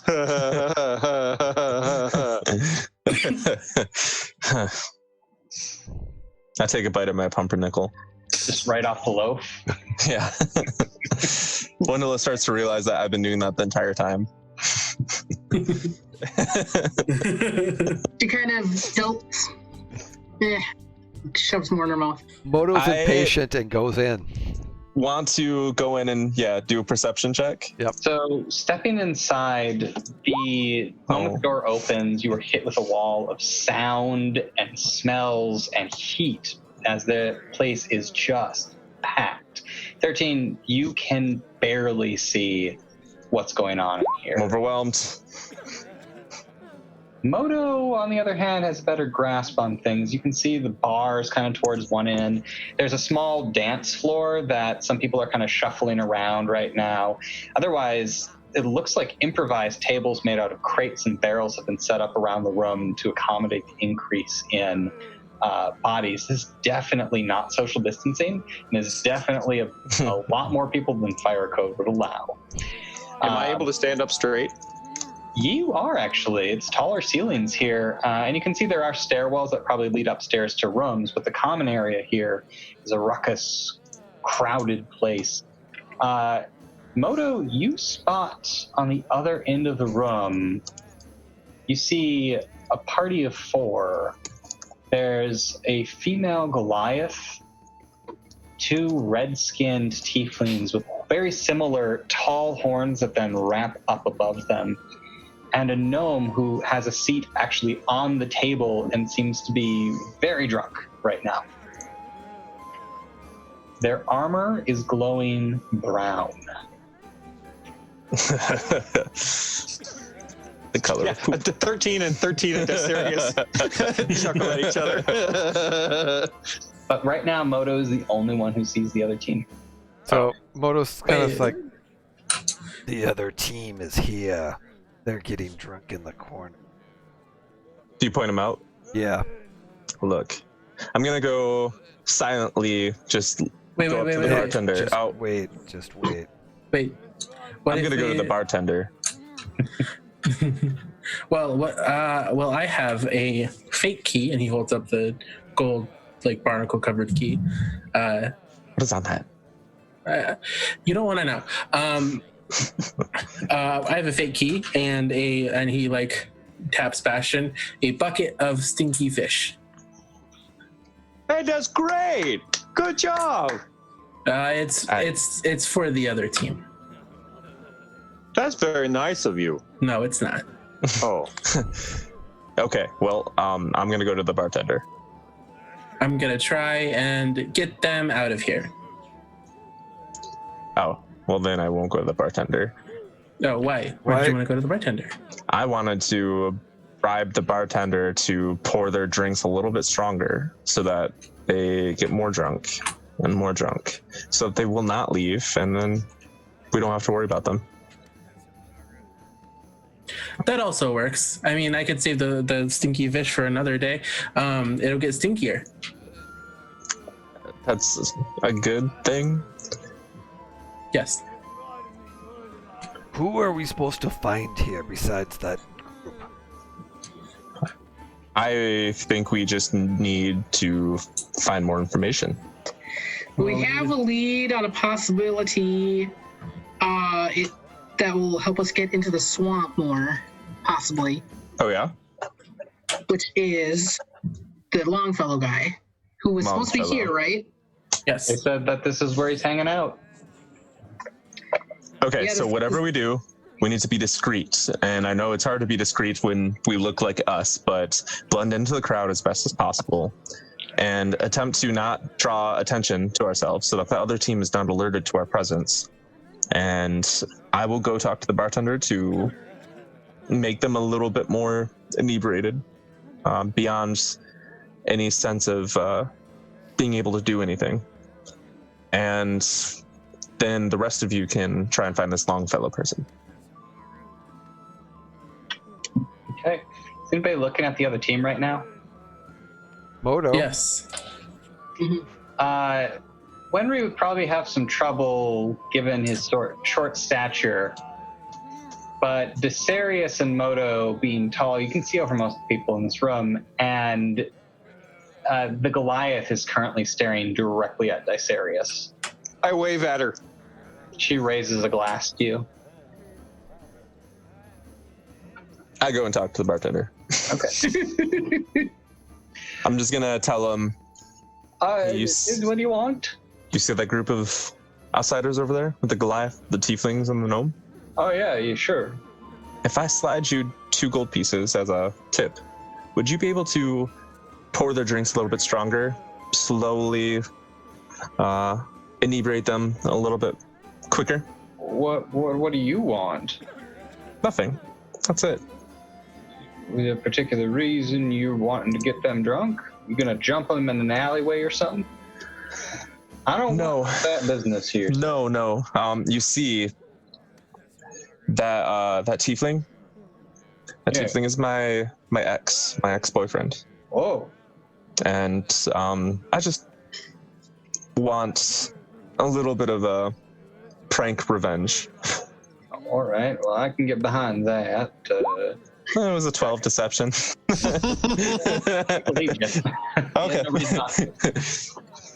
All right. Well, 2 gold pieces should cover a round, but if you really want to get them good, thinking more like 10. I got some pretty fortified stuff I can start slipping them. I have 9. Almost as if on cue, all of you feel the pouch on your belt get a little bit heavier for a split second. Oh, kind. I have 10.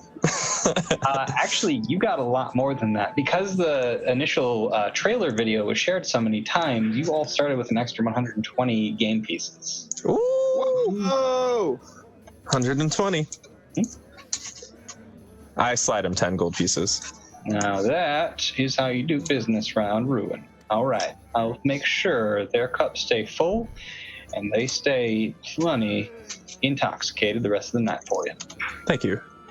And if they do anything embarrassing, make sure to spread it around town. Oh, I can do that, no problem. Do that for free. Now, do you know anyone by the name of Longfellow? Oh, shoot, sure, Longfellow, he's around here somewhere. Oh, he's in that booth over that way. I'm just gonna look at Dicerius and Moto, try and catch their eyes, since I can't see the halflings because it's so crowded. And if I catch your eyes, I'm gonna point in that direction, right up at that person. And sure enough, situated near the fire, there's a recessed booth. The only person sitting in that booth with the curtains kind of half drawn on it is an old human with a giant floppy hat and a long pipe. Another floppy hat. Not like a foppish floppy hat, important, but like a farmer's woven hat that has got missing bits here and there. One of the brim pieces has a giant bite mark in it. I gesture silently. Okay. Desarius Samoto, you're being gestured towards the table by the fireplace. What do you want to do? Moto I think we're supposed to go that way. Yes. Wenry, Yes. found him. Wendelon, we found him. And I've been like attempting to like climb on the table so I can see stuff, but failing miserably because my giant backpack is putting me off balance. Also, the tables are all being used right now, so people are like, "Excuse me, what are you doing?" Desarius picks her up. He just picks her up and puts her on his shoulder. Oh, this is much better. Thank you, Dicerius. You're welcome. Probably with the tall ceilings, you're not risking hitting the ceiling. Moto's gonna size up the other group. Okay. I'm wondering.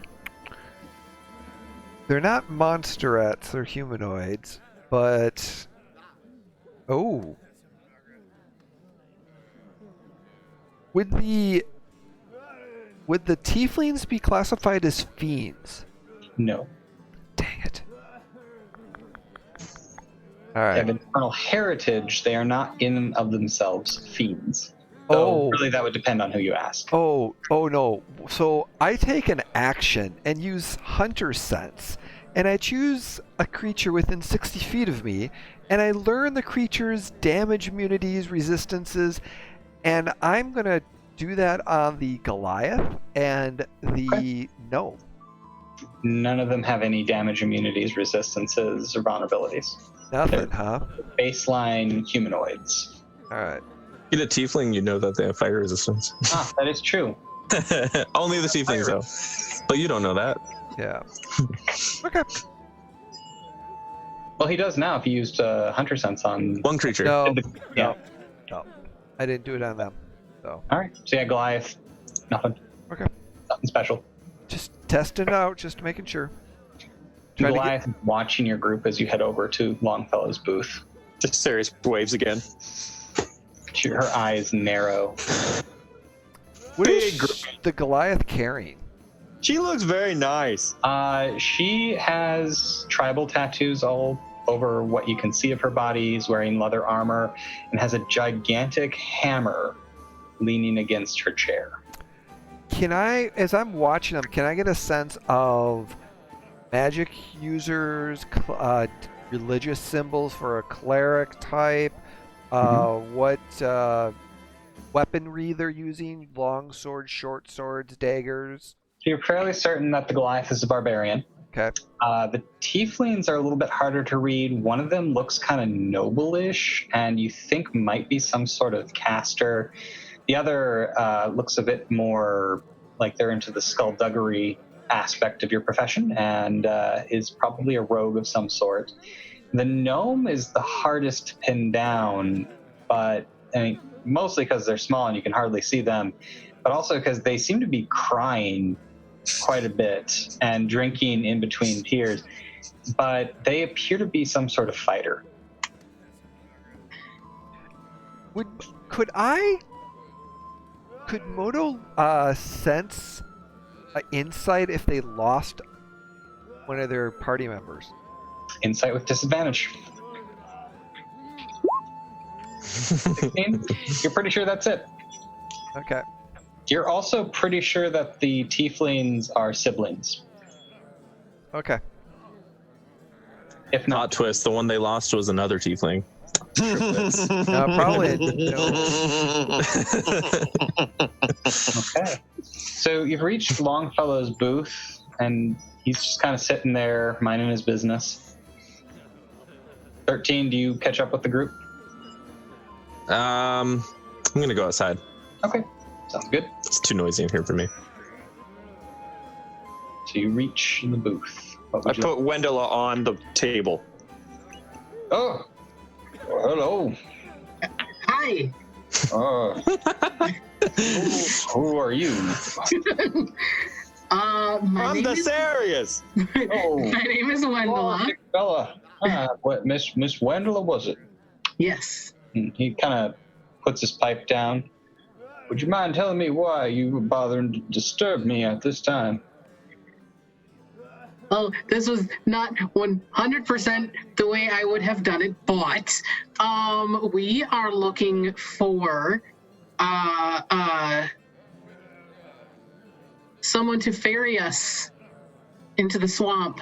Nope. We heard you may be able to assist us. I am not able to assist you. I shall never again venture forth into them swamps. Not after what I've seen. What did you see? Monsters. There's monsters in the fog. I'm gonna pull up my They my bit monster my hat. journal. He shows you the bite mark in the hat. I'm gonna pull up my monster journal. Okay, I need descriptions. I couldn't get a good look at him. Well, give all the information. How do you know there's monsters? They attacked me. They broke my ship and they killed 2 crew members. I heard them screaming in the fog. I came back for them, but all I found were bits. Humanoid monsters or reptilian monsters? I don't know, sir, and I don't care to find out either. If you're never going out in the swamp again, can we borrow your boat? You know how to use a boat, ma'am? And she'll kind of smile a little bit. Yes, I do. Shoot, I'll sell it to you. 300 gold pieces, and she's all yours. Is it Picks the broken? pipe up again, start smoking.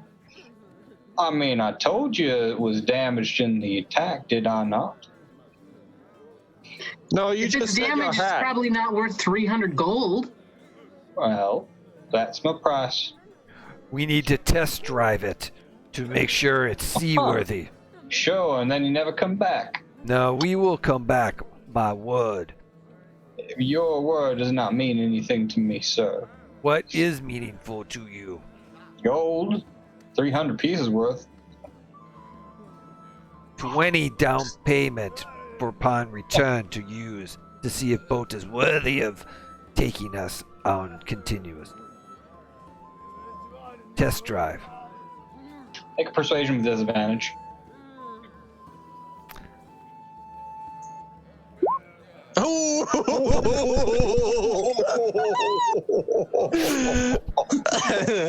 Didn't even need guidance. Counter offer.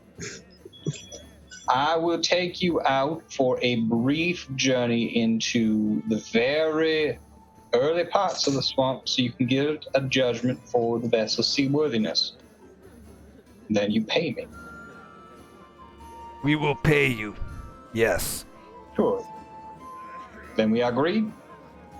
You take us out, we test drive, then we pay you. Yes, that sounds acceptable. Come on, let's go. Let's go. He stands up. As you start to leave, you notice the other group really paying attention now as you're heading out. Wenry taps Dicerius on the leg and says, "Put me on your shoulder." So now he's got 2 halflings. Okay. So he's holding his axe 2-handed, and they're like using it as like a Hand bar. hand bar on a roller coaster. Wenry takes the barnacle covered key and he holds it up to the other team and waves it in their face. The gnome almost falls out of their chair as they start hurriedly talking to each other. They stand up and start to try to push their way towards you through the crowd. But you've reached the door. You have to kind of set them down to get through the door. But outside, 13 has been doing what this whole time? Just waiting. Eating bread. Eating pumpernickel. Trying to see if I can see Terrence to rough him up a little bit. You don't see Terrence. So they come out, and then I look, and I'm gonna look inside. Okay. And see the group that's coming, and then is Longfellow with them? Your group is coming with Longfellow, yes. In fact, they have reached the door. They have reached outside. They're with you now. Oh, okay. Did you Wenry. shut the door? Hi. Sure. If they get within range, Mm-hmm. can you slow them down? Maybe. I'm gonna shut the door now that everyone's out. Okay. Does it open in or out? It opens out. Okay. Darn it, that takes a whole minute to cast. You probably don't have too long. They're pushing their way through. They're about halfway through the room when you got Put outside. Ludafist on top of door open. The fish fall on top of them. Yeah, let's just open up the lutefisk right here. Wenry pops the top on the barrel. Kick it over, and then let's book it. Let's run. Or go at the pace of Longfellow. Okay. Longfellow isn't hurrying, but he's moving along, especially once that canister gets opened. So you just leave it on the ground in front of the door, or what are you doing? Isn't it? It's probably slimy or something, right? Wenry spills out enough of it to make the barrel weigh 5 pounds rather than 10. So you dump out about half the contents. The people who are on the street outside the busted barnacle just launch themselves at it. They're swarming around the door and trying to get at the lutefisk that you've spilled on the street to have something to eat. Are they blocking the door for chance? They are. So you continue on through the north gate. As you are just rounding the corner, you see them trying to get out the door, and you disappear before they can spot which way you've gone. Wait, That was awesome. is that your intention, Wenry? No, I wanted to cover them in it. That would have been fun too. Still might give you a chance. I wanted to make them miserable. And at this point here, we're actually going to go ahead and give Wenry a point of inspiration here. And we are using a special inspiration system that has different effects based on what cards you get off the inspiration deck. And everybody actually starts with an inspiration because the second trailer got shared enough times. And there we go. Woo! Woohoo. So, Inspiration and gold. yeah. As you get to the docks,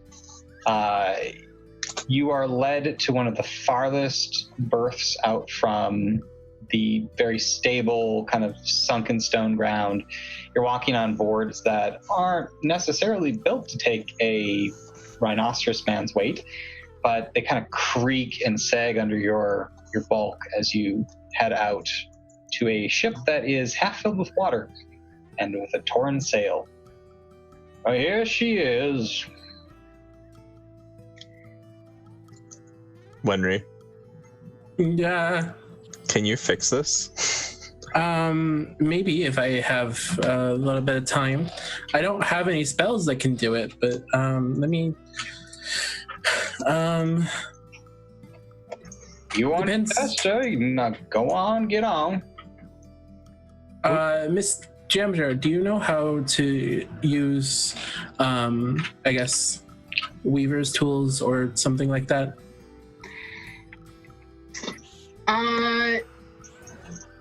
Not currently, Can you but learn? Say I could, but then I wouldn't be able to drive the boat very well. what you're thinking. Save it. It should be fine, right? Get you where you need to go. Okay, thank you. You're gonna take us out for test drive. Yeah. All right. on. Here's your 20 gold for test drive. Let's go see what this boat can do. All right. He grabs a long 10-foot pole off the dock and uses that to push off, and doesn't seem to be bothering with sails or oars or anything. He's just kind of pushing against the ruinous bottom of the lake here as he leads you off into the fog and the swamp. As he's steering the boat and such, I'm taking copious notes. So you see, you can push this way, you go this way. You push this way, you go this way. You might want to bail some of the water out, but like I said, ship got damaged. So Where did it get damaged again? You said your ship got damaged by monsters. Was it? And I point in one direction. he grabs your arm and kind of directs it to a more appropriate direction. I'd say a mile that way. Oh, mile that way, huh? Deep in the swamp there. That's where you find the best shrimp. Where did the fog start? I don't know. Just rolled in one day. From the swamp. Assumedly. He kind of guides the boat around a ruined tower that's jutting out of the water with vines hanging off of it. At the Silver Tower? Can I reach the vines? Yeah, sure. I reach out and grab a vine and yank. Part of the masonry actually crumbles and splashes into the water. Do I have a handful of vine? You do. I want to smell it. It doesn't smell bad. I take a bite.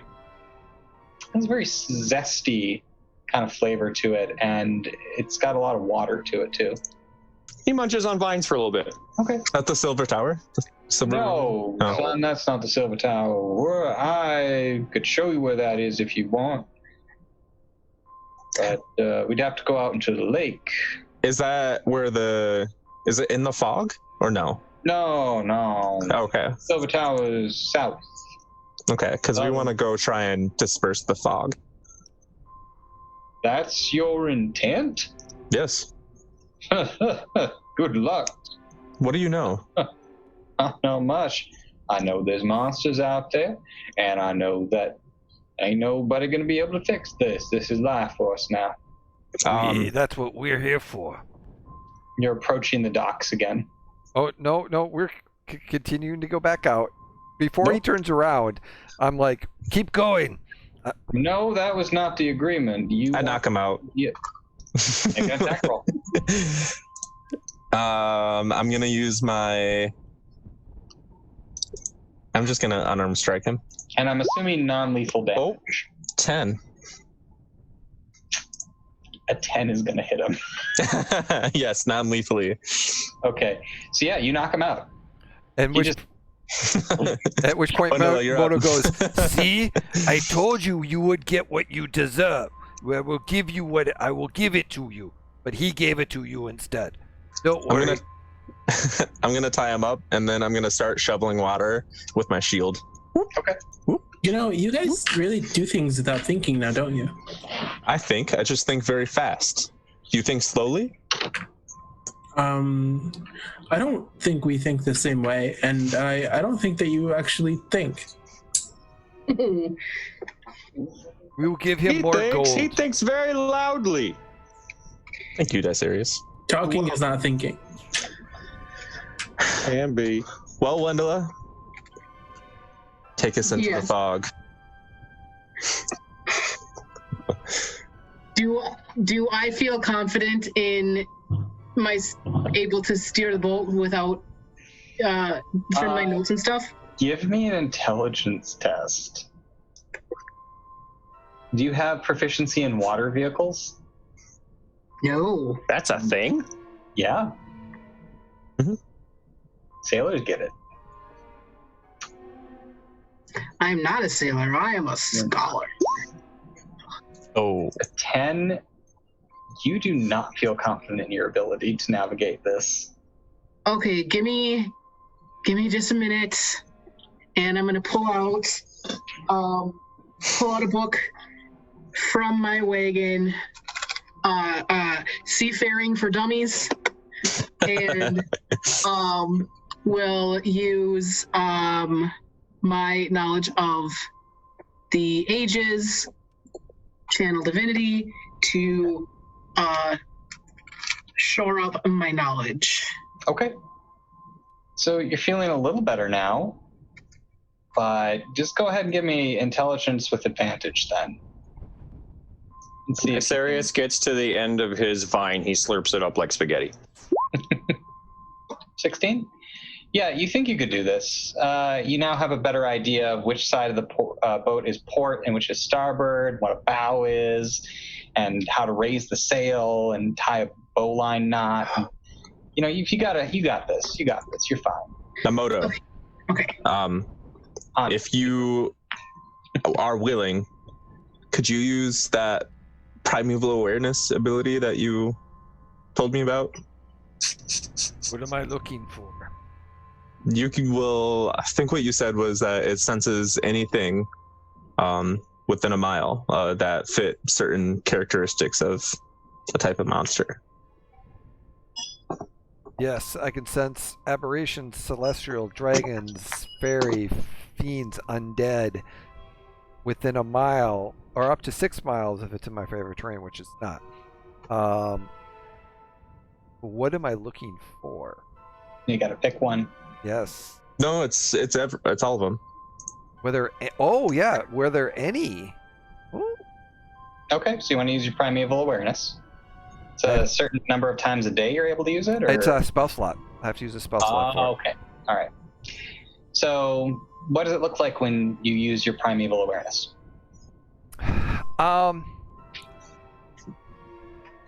He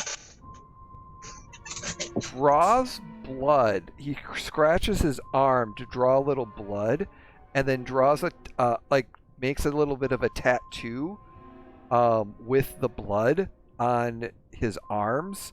Okay. And then focuses and actually brings it down on his cheek to be able to basically sense and sniff. And he's kind of sniffing out. Ooh. All right. So what kind of creatures are we looking for?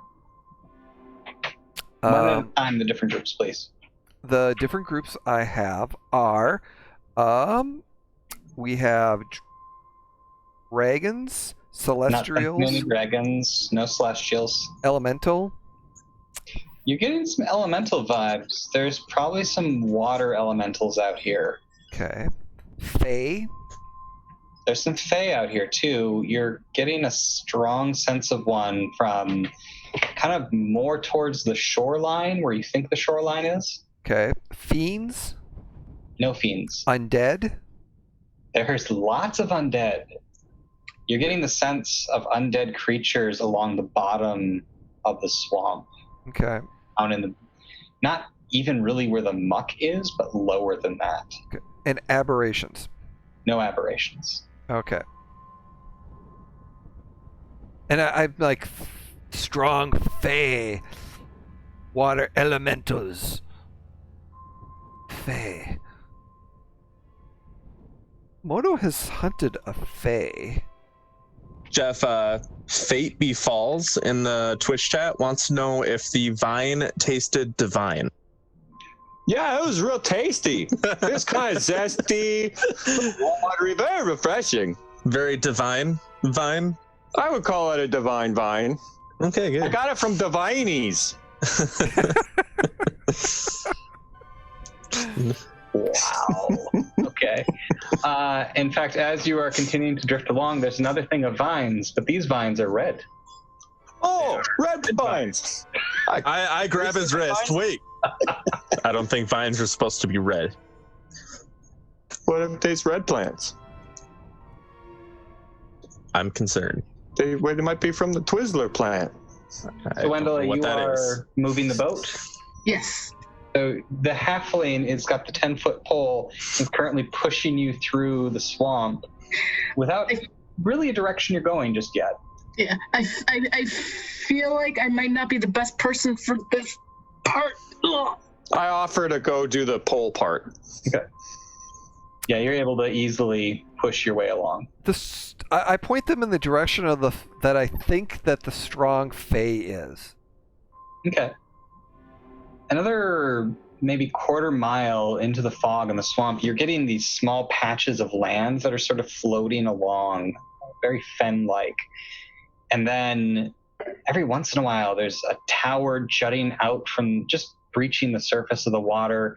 You several times crash into the roof of a building. Sorry. And at that quarter mile mark, Moto, your primeval awareness is still up, and you get the strong, strong elemental sense coming from further north. Okay. You're not even sure it's a creature. It's some sort of elemental, but you're not sure what. And then I mentioned this is raw, strong elemental. Which one, Fey or elemental?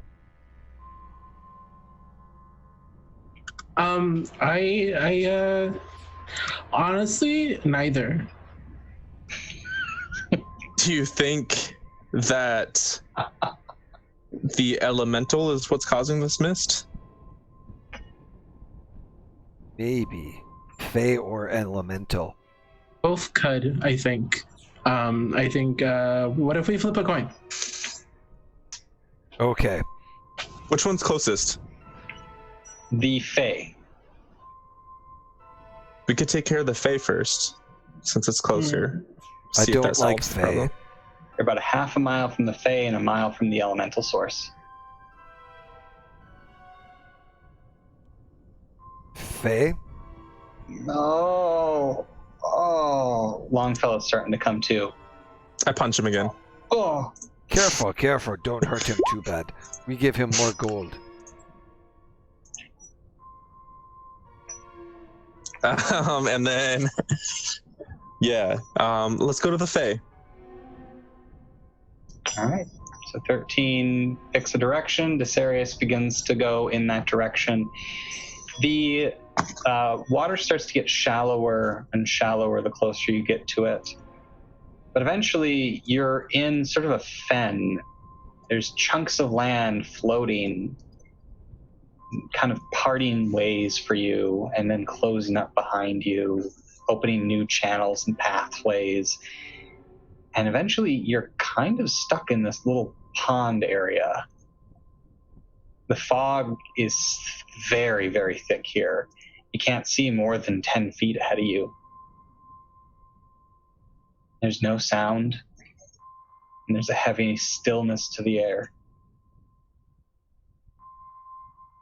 I sneeze. Hello. You hear something splash.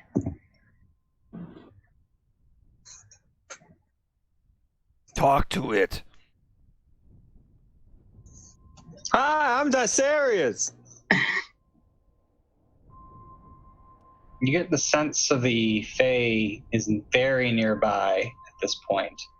It's difficult to pinpoint with this spell. Mm-hmm. It's not like a hunter's mark that, tells you exactly where it is. Technically only lasts a minute, but It's far gone, yeah. Yeah. Unless you cast it at a higher level spell. No, that's fine. You could do it again. So Whoever's Wendella out there.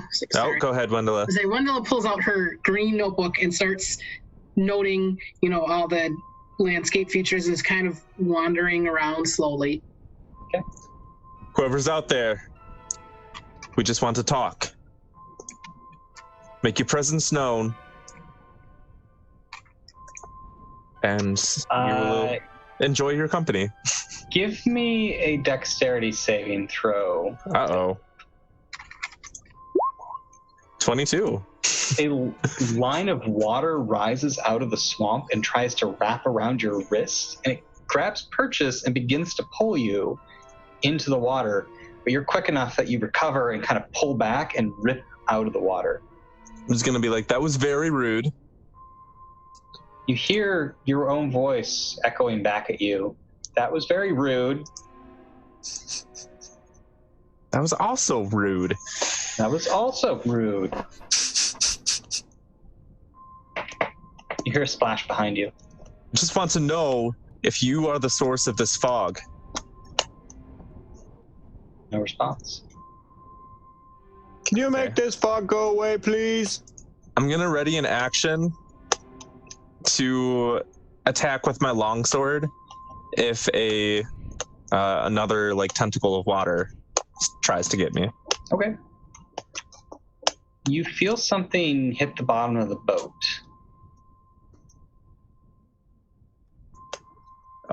Magic key users, is there anything you can do? Well, I feel like Wendell has exited the boat. You're out of the boat. Oh yeah. You jumping in the water? I thought weren't we at the shore? No, you're in the shore area, but you're sort of in this patch of fen where there's giant sections of floating land. You could try to jump onto one of those if you want. Yes. Okay. So I also want to do that. on a patch of land that's kind of floating by the boat. Yes. Turn around and Wendell is gone. You push with the pole still? Say again? Are you still pushing off with the pole, trying to move the boat? Well, I thought we had run aground as well, so I had thought You haven't run aground. We have but not you're run aground. stuck in this small pond area right now. The fen Then probably closed in not. behind you. Okay. Then never mind. Oh yeah, Wendell is 100% just making like, hands and knees, like kind of looking at the ground and doing all sorts of notes. Wendell, you sense there's something right behind you looking over your shoulder. Kind of. There's Hello? There's a face of a woman with blue, watery skin and wraps of seaweed kind of dangling in her hair. She looks back at you curiously and responds in your own voice, "Hello?" before pushing you into the water and diving in herself. At which point Moto jumps in. Okay. It's murky water. It's hard to see in, but you are able to recover. Your notebook has been soaked. Gasp. Not cool. Not cool at all. I will squish it out as best I can and chuck it in my wagon. Just wring it out and toss it. Okay. You don't sense anything nearby you. Moto, give me a perception test. Persuasion. You don't sense anything. You're not seeing. That's persuasion. You try to persuade the water. There we go. Not much better. But it's good enough. You don't see it at first. You get the sense that it's right behind you, though. What do you want to do? I swing my tail and just try to brush it. Give me an attack roll for your tail. I don't have a normal attack. Claw-ish? Yeah, that's fine. All right. 17. You hit. You knock into something, and you kind of knock the breath out of it as it surfaces near where Moto is currently in the water. You all see what appears to be a blue-skinned fey creature. And you hear it say, "That was very rude." Hey, that was my voice. Hey, that was my voice. You sneak up and not good. You sneak up. That's not good. You can't. You have to use our voices. Right? It smiles, and it's just rows of sharp teeth. Don't.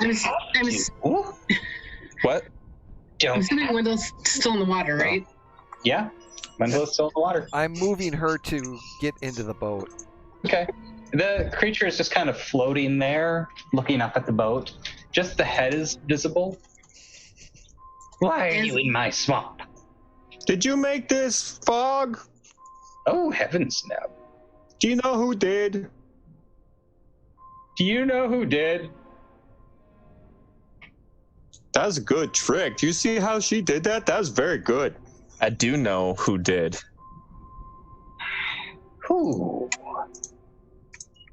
Who? Ooh. Who? I made this fog, says you. You made the fog? I made the fog. I don't think so. Then what do you think? Probably those damn cultists. Damn Always cultists. mucking about in my swamp. Where are they? We can take care of them. The caves. Okay. What's left of them, anyways. Take us to the caves. No. Why not? Point us to the cave. She points in the direction where you got that really strong elemental sense from. Ah. I told you we should have just flipped the coin. Yes. You chose poorly coming here. You don't want You to want come some with us? vine? Oh, sorry. No. I want something else. You Hold can on. have this barrel of fish. Lutefisk. What is lutefisk? Here, try it. And he sticks his whole hand in the barrel and pulls the one out and hands it to the Fae. She kind of like swims up. Just the face is visible at the edge of the water. And then all of a sudden it launches itself out like a fish, chomping the fish from your hand and falling back in. It's a bit rank, but good. Yes. You have more? You can have the rest of this if you lead us to exactly where the cultists are. Hand reaches out, and if another one follows, waiting for the barrel. Is that a deal? Wait, is that a deal? Oh, yeah. Is what a deal? That you will lead us to exactly where the cultists are. Oh no. No. No, we stay. I stay here. Yes, safe here. Yeah, all right, fine. And then he just dumps the barrel. Wait. Oh. Okay, bye. Let's go. Turn around. You're offering. As you try to push, you can't budge the boat. It's stuck on something. Your offering is acceptable. Good luck. Watch out for fins. Disappears under the water, and the boat suddenly comes loose from whatever it was caught on. Yeah. Okay. So the fens part in the direction you need to go. You Pull that way. Okay. You head that way through the swamp. About 20 minutes pass. The fog is getting more dense. There's a strange flavor to it now, kind of copperish taste. You see a boat up ahead in the fog, kind of bobbing. It seems to be caught on a rock or something. Steer us towards that boat. Oh, my head. Oh, what did you do to me? Oh, you fell. I what? You slipped on water. I never slip. First time for everything. Where are we? Why didn't you get me to a healer if I slipped and knocked myself unconscious? Are we out in the swamp? Yeah, we're lost. Oh, We're not how could we be lost. I'm 20 feet from shore. We know where we're going. Where? To town? To go and kill the cultists who summoned the fuck. No. Well, you don't have to come with us. Fuck. The boat becomes more visible. The sail is shredded and in tatters. There are several chunks of flesh kind of bobbing in the water, and it's partway submerged. Oh. There's also large bite marks in the wood. I'm going to roll this perception check of a 21 to kind of see if I can see if whatever did that is still around. You're not seeing anything. That's reassuring. Are any of the chunks potential other team members? No. Okay. You don't think so. At this point, though, it's pretty difficult to tell.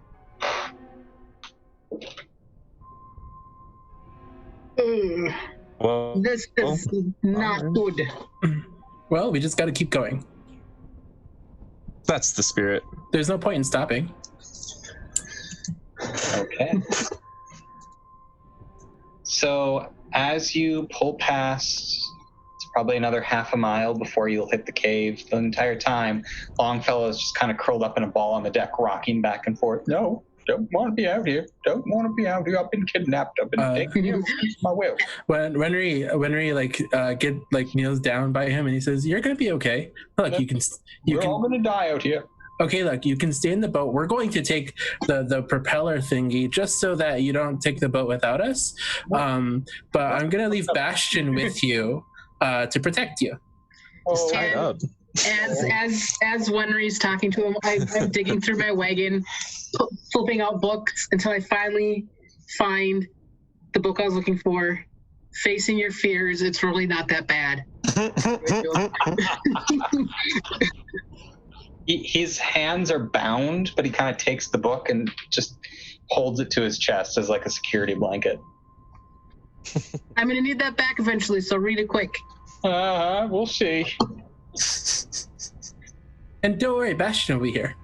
So you're getting into this area that the water seems to have gotten a little deeper, and you're seeing these sort of chunks of earth jutting out from the water line, and you're passing by these caves. Do any of the caves look used? Give me a perception test. Look in use? Nice. 19. Okay. As you're kind of going by one cave, two, you're about to pass the third one when you notice there's some sort of scrawling on the cave wall, and half sunken just below the edge of the water, it looks like a dock. Maybe let's try that one first. Sounds good. As you pull in and kind of tie off on the dock, or what you can reach, there's stairs that lead up into the cave. It's still got water the whole way through, but it's very shallow, only coming up to your ankles. The scrawlings on the wall looks to be blood, and it's in sort of arcane glyphs that you can't quite identify. Does anybody here speak Primordial? Yes, I do. I'm joking, I don't. Oh, okay. Primordial? Wendell does. Oh, she does? These are ritual glyphs. You're not entirely sure what their purpose is, but this is powerful magics. Generally stuff that is not messed with. I am going to, as we're in the cave now walking, is that what we're doing? Right? You're in the entrance of the cave. Okay, I'm going to, as I'm looking on the glyphs, I'm going to find one that, well, if it was like in English, like an F, and like prick my finger and change it to an A, essentially. Okay. It does. Or a couple of the runes. You do that a couple times, and it does not seem to have an effect. Okay. Okay.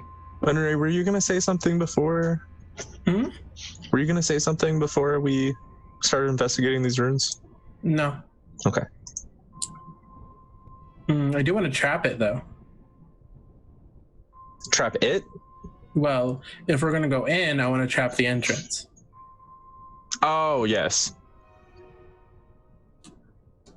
Go ahead. How do you want to trap it?